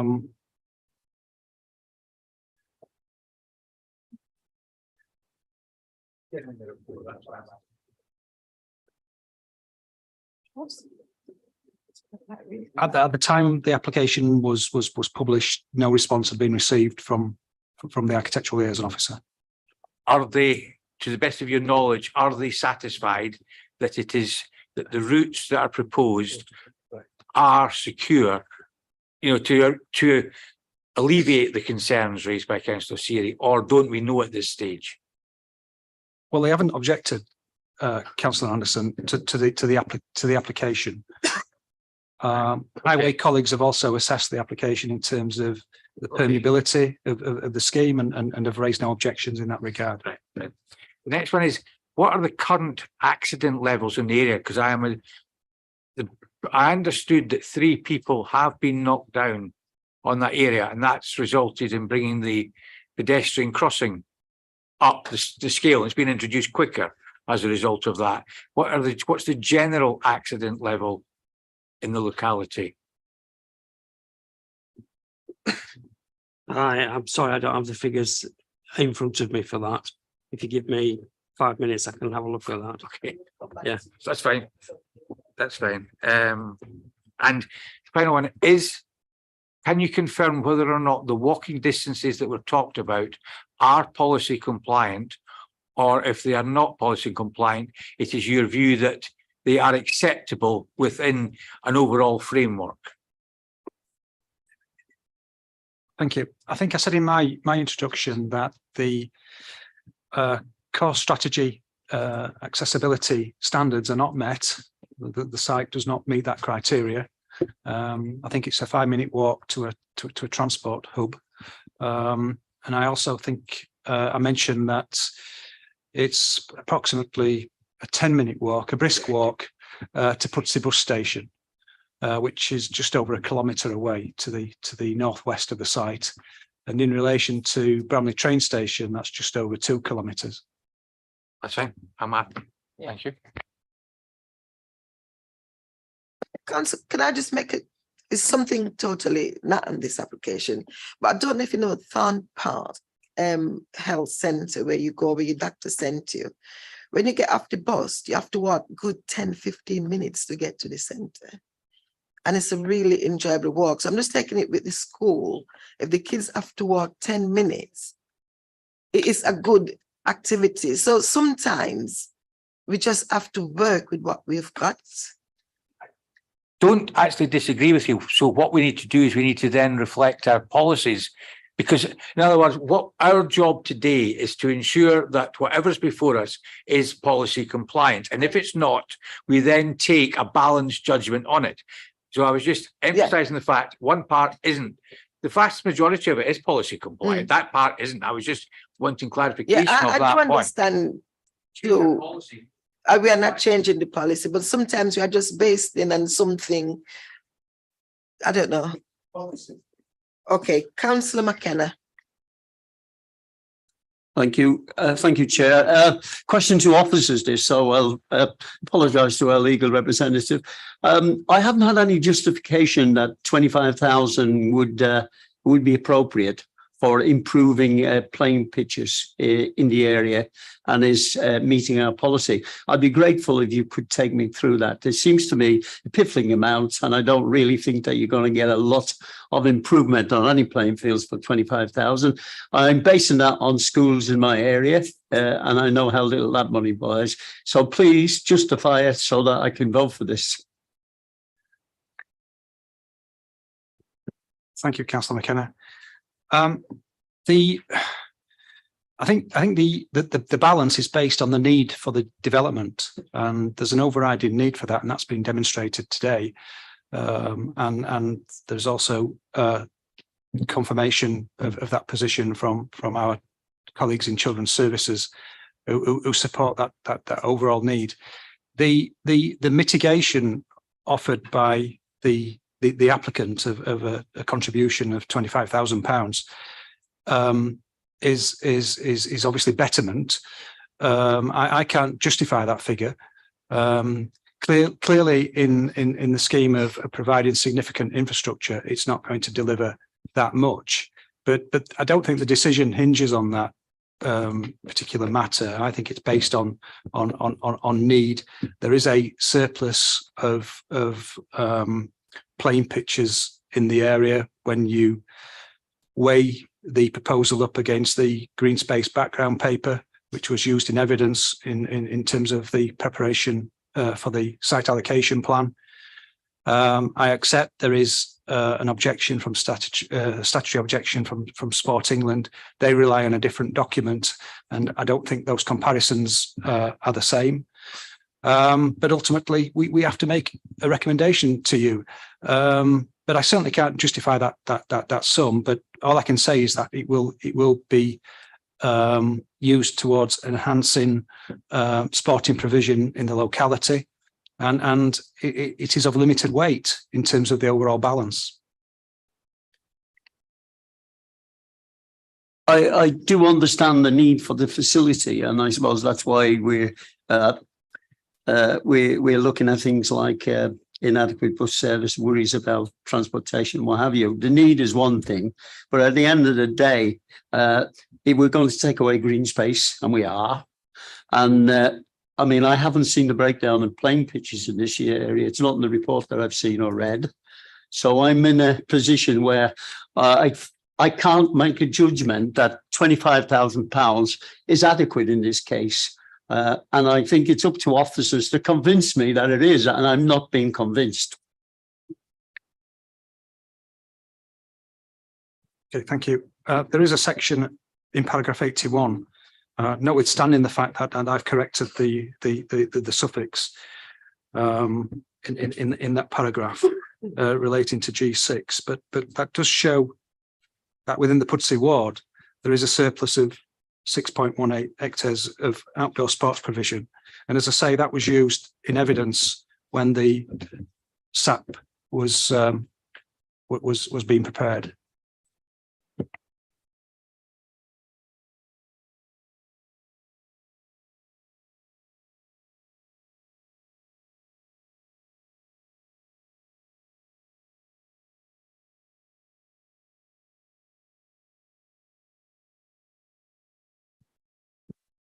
Just as a further point of clarity on the £25,000, there's no policy requirement for that. It's the offer which the applicant has made. in addition to the arguments that I've already set out in relation to need. So in policy terms, it doesn't have to be justified because there's no requirement for that.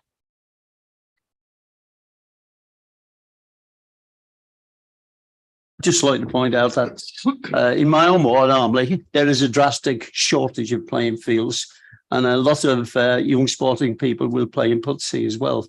It does seem to me that the best way of having increased use on a playing field is to improve the quality of that playing pitch. And this certainly doesn't go anywhere near to it. I understand the need, and that's why I spoke in favour of it in the first place. But I do feel that we have to protect our green space at every opportunity, and perhaps we're not paying enough attention to that in this case. Councillor McKenna, I do agree with you with green space because I'm certainly in green space. But however, it's 20 years that field haven't been used. So it's 20 years. So take that into consideration as well. We are not taking it away. It was there to be used and it haven't been used. So we are utilized, well, not we, but it is offered to be utilized in something else. It's not that we're taking away that field. 20 years is a long time. And I'm sure you agree with me with that.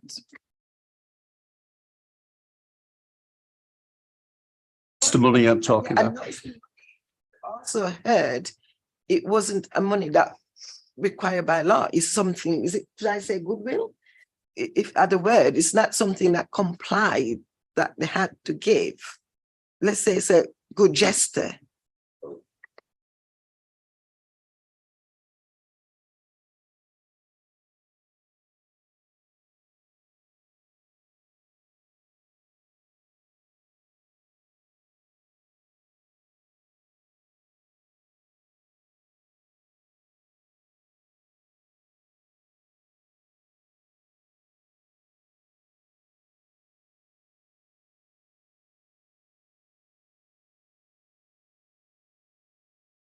Longer than 20 years, Chair, and I went to the High Court and it was ruled against. The council had to back off it because they wouldn't tolerate the loss of the playing fields. It doesn't matter whether it's not played on, it's capable of being played on, and that was the essence of the judgment. So I'm afraid I'm not convinced. I'm just not convinced, and I think I will have to vote against on that basis, which I think we should have had a better offer. I also think it's just worth mentioning, if I may, that this isn't public open green space. This is space within an enclosed area, part of the Crawshaw Academy. And yes, it hasn't been used for well over 15 years from the evidence that's been presented. But also the refusal of this application wouldn't change that situation. That my understanding is that it would not mean that the land is then suddenly used as a playing pitch because it's surplus to the school's requirements. Now answer Councillor Anderson question. Sorry for not being properly prepared. Our collisions map here is showing 5 accidents in the vicinity. 3 are slight severity, 2 are serious severity. All 5 of them happened more than 5 years ago. There's none more recent than that.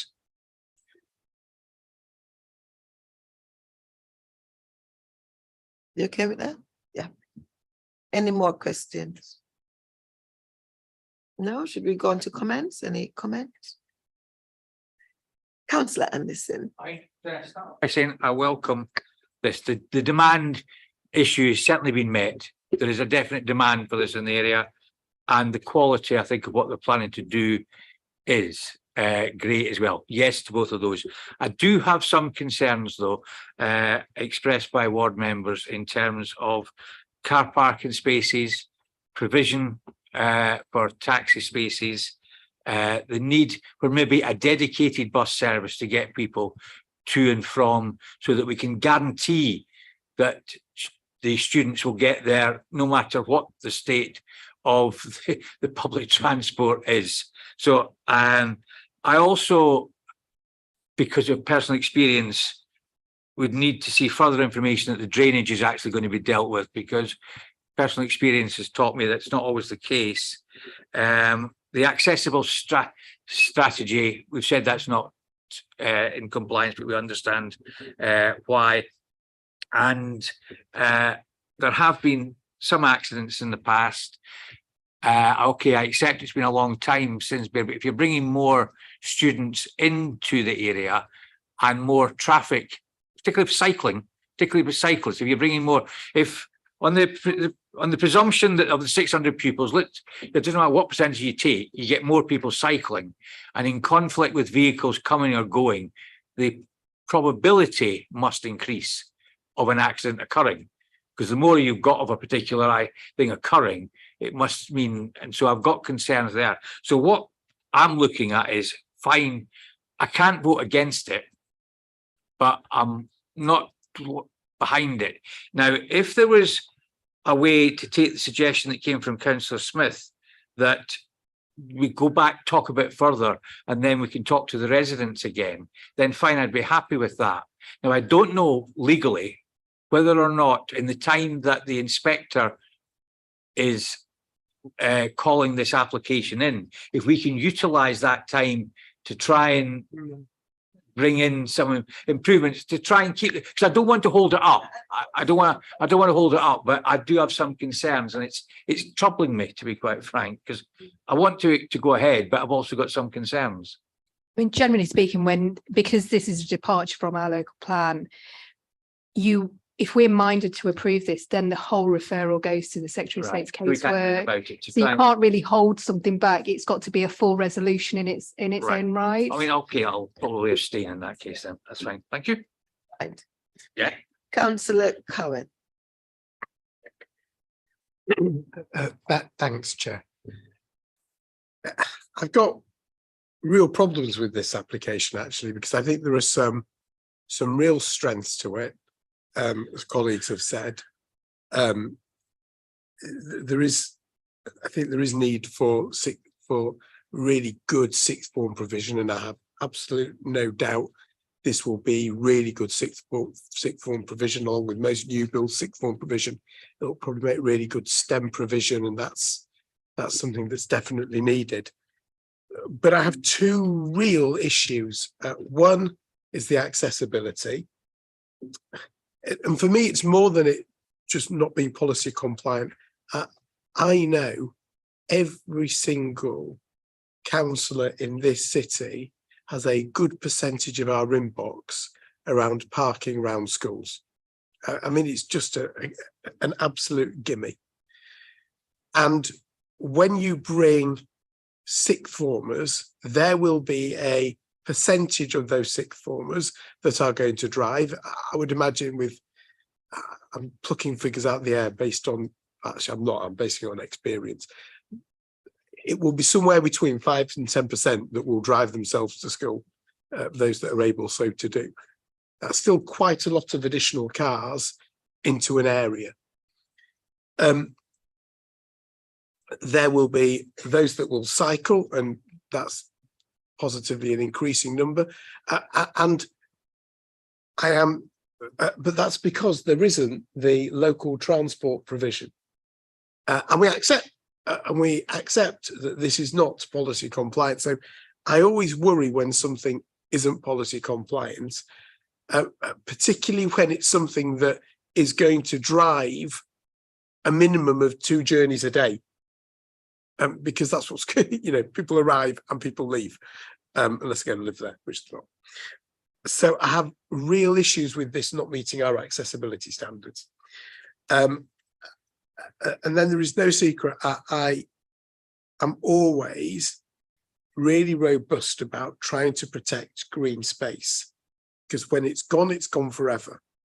And I take a degree of comfort by, for me, the excellent points Councillor Seary made, but nonetheless, Sports England, for me, need to be listened to. They're there for a reason. They don't represent anybody other than future generations of people who are going to need access to sports provision. And for me, when they say this is a problem, I listen and give it significant weight. And therefore, I really have a challenge with this application. And I don't know where I'm going with it. But nothing has been said that reassures me today on those 2 points. And I'm really grateful to the applicant for coming. I'm particularly grateful for Councillor Seary coming to make her points, and for the points that Councillor Smith has made as well. Because when local ward members say there's an issue here in terms of accessibility and it doesn't meet our accessibility standards, I would listen to any ward member anywhere in the city and say, you know your patch better than me. Thank you. Councillor. And yeah, I just want to pick up on a couple of points of that, because if 5 to 10% of the students are going to drive, that's a maximum of 60 based on 600. But in sixth form, they're not all in at the same time. So you'll have people coming and going. You might have a couple of lessons, you'll go. So I think the 20 car parking spaces that of students would cover that. Yep. Inbox this morning, school parking was in my inbox this morning. Absolutely. But what I wish we had in other schools, and I'm not saying this is perfect by any stretch of the imagination, but is those 10 drop-off points and a turning circle to get out again. If we could all have one of those in our high school, it would alleviate our inboxes enormously. So whilst I know it's not perfect, I am encouraged by the fact that there's 10 drop-off spaces and a turning circle to get out if you're getting dropped off by your parents or whoever, carers, whoever's bringing you. And I really wish we could, do that in every school that we build from now on, or existing schools, And I get your point about the green space as well. But from what we've been told, that green space is dormant. It's not being used. It's not been used for a very long time. And I would rather see, I absolutely would protect green space, but if it's not being used, it's dormant. We need education, and I would rather see it be used for educational purposes, to build a college on. So, yeah, I agree with what you're saying, but I think we've got to be pragmatic, is what I'm saying. Anybody, but it's just different views.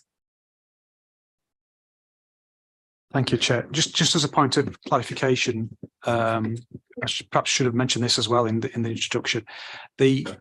The applicant is also proposing funding for TROs. So if there is an issue in the vicinity of the site in relation to on-street car parking, then there is funding in place to introduce traffic regulation orders to alleviate that. For that. And on the question of this field that's currently not in use, it will cost significantly more than £25,000 to fetch it into use. A local sports club in my area has spent a significant six-figure sum on doing similar work that it sounds like this needs doing, levelling, drainage, etc.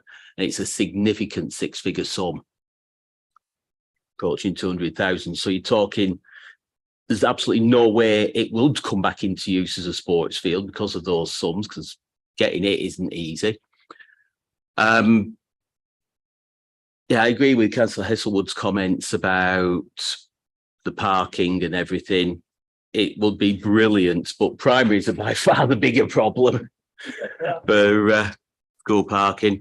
I would like to see something put in as a condition around rainwater harvesting, though, because they've got a large roof space there. It would be ideal, and they would cut water usage significantly by that, the normal mains water usage. So I would like to see something put in about that. But generally, I think I'm probably going to move in favour of this. It'll be a quick one. I think the biggest part of it being linked with 3 other secondary schools, and effectively them being a feeding school, so then those schools then, if they need to, can develop the provision for secondary school places without really developing on their own grounds, for me is a really significant bonus of this. It's taken up a space that isn't currently used, whereas these 3 high schools might then need to develop in spaces that is used. So for me, that's a major bonus. this. Thank you. Are there any other comments? No comments. So could I ask any officer to clarify anything further? Steve, would you sum up? Have you got anything to say further? Anything to say, Steve? No. Okay. So we need a proposer and a seconder. Anyone willing to propose? We have Councillor Hamilton and Councillor Eswood, 2 female. Lovely. Could we now vote on the motion? Councillor Hamilton, could you just clarify if you're moving the officer recommendation? Okay, thank you. Yes, I'm moving the officer's recommendation. Sorry. And Councillor Eswood. So could we now go for a vote? All those in favour?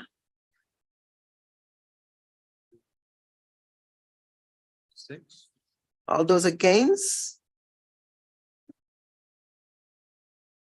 Abstention? 3. That has been carried. Councillor Cohen, are you still making up your mind? Time to change? Have you made up your mind? I know it did. I'm winding him up. Thank you very much. That has been carried. Thank you. Chair, just for clarification, recommendation to grant permission principle subject to the referral to the Secretary of State, plus the details that are on the front of the report, plus an additional condition about rainwater harvesting. 25,000. Transport. Pardon? I thought that was already in. No, you just.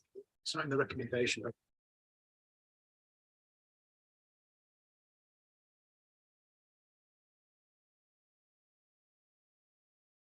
Sorry, I'm just been reminded that the public transport provision sum of £25,000 is not also on the front page, so there is an additional element there, but I'm sure members would agree to that as well. Yeah.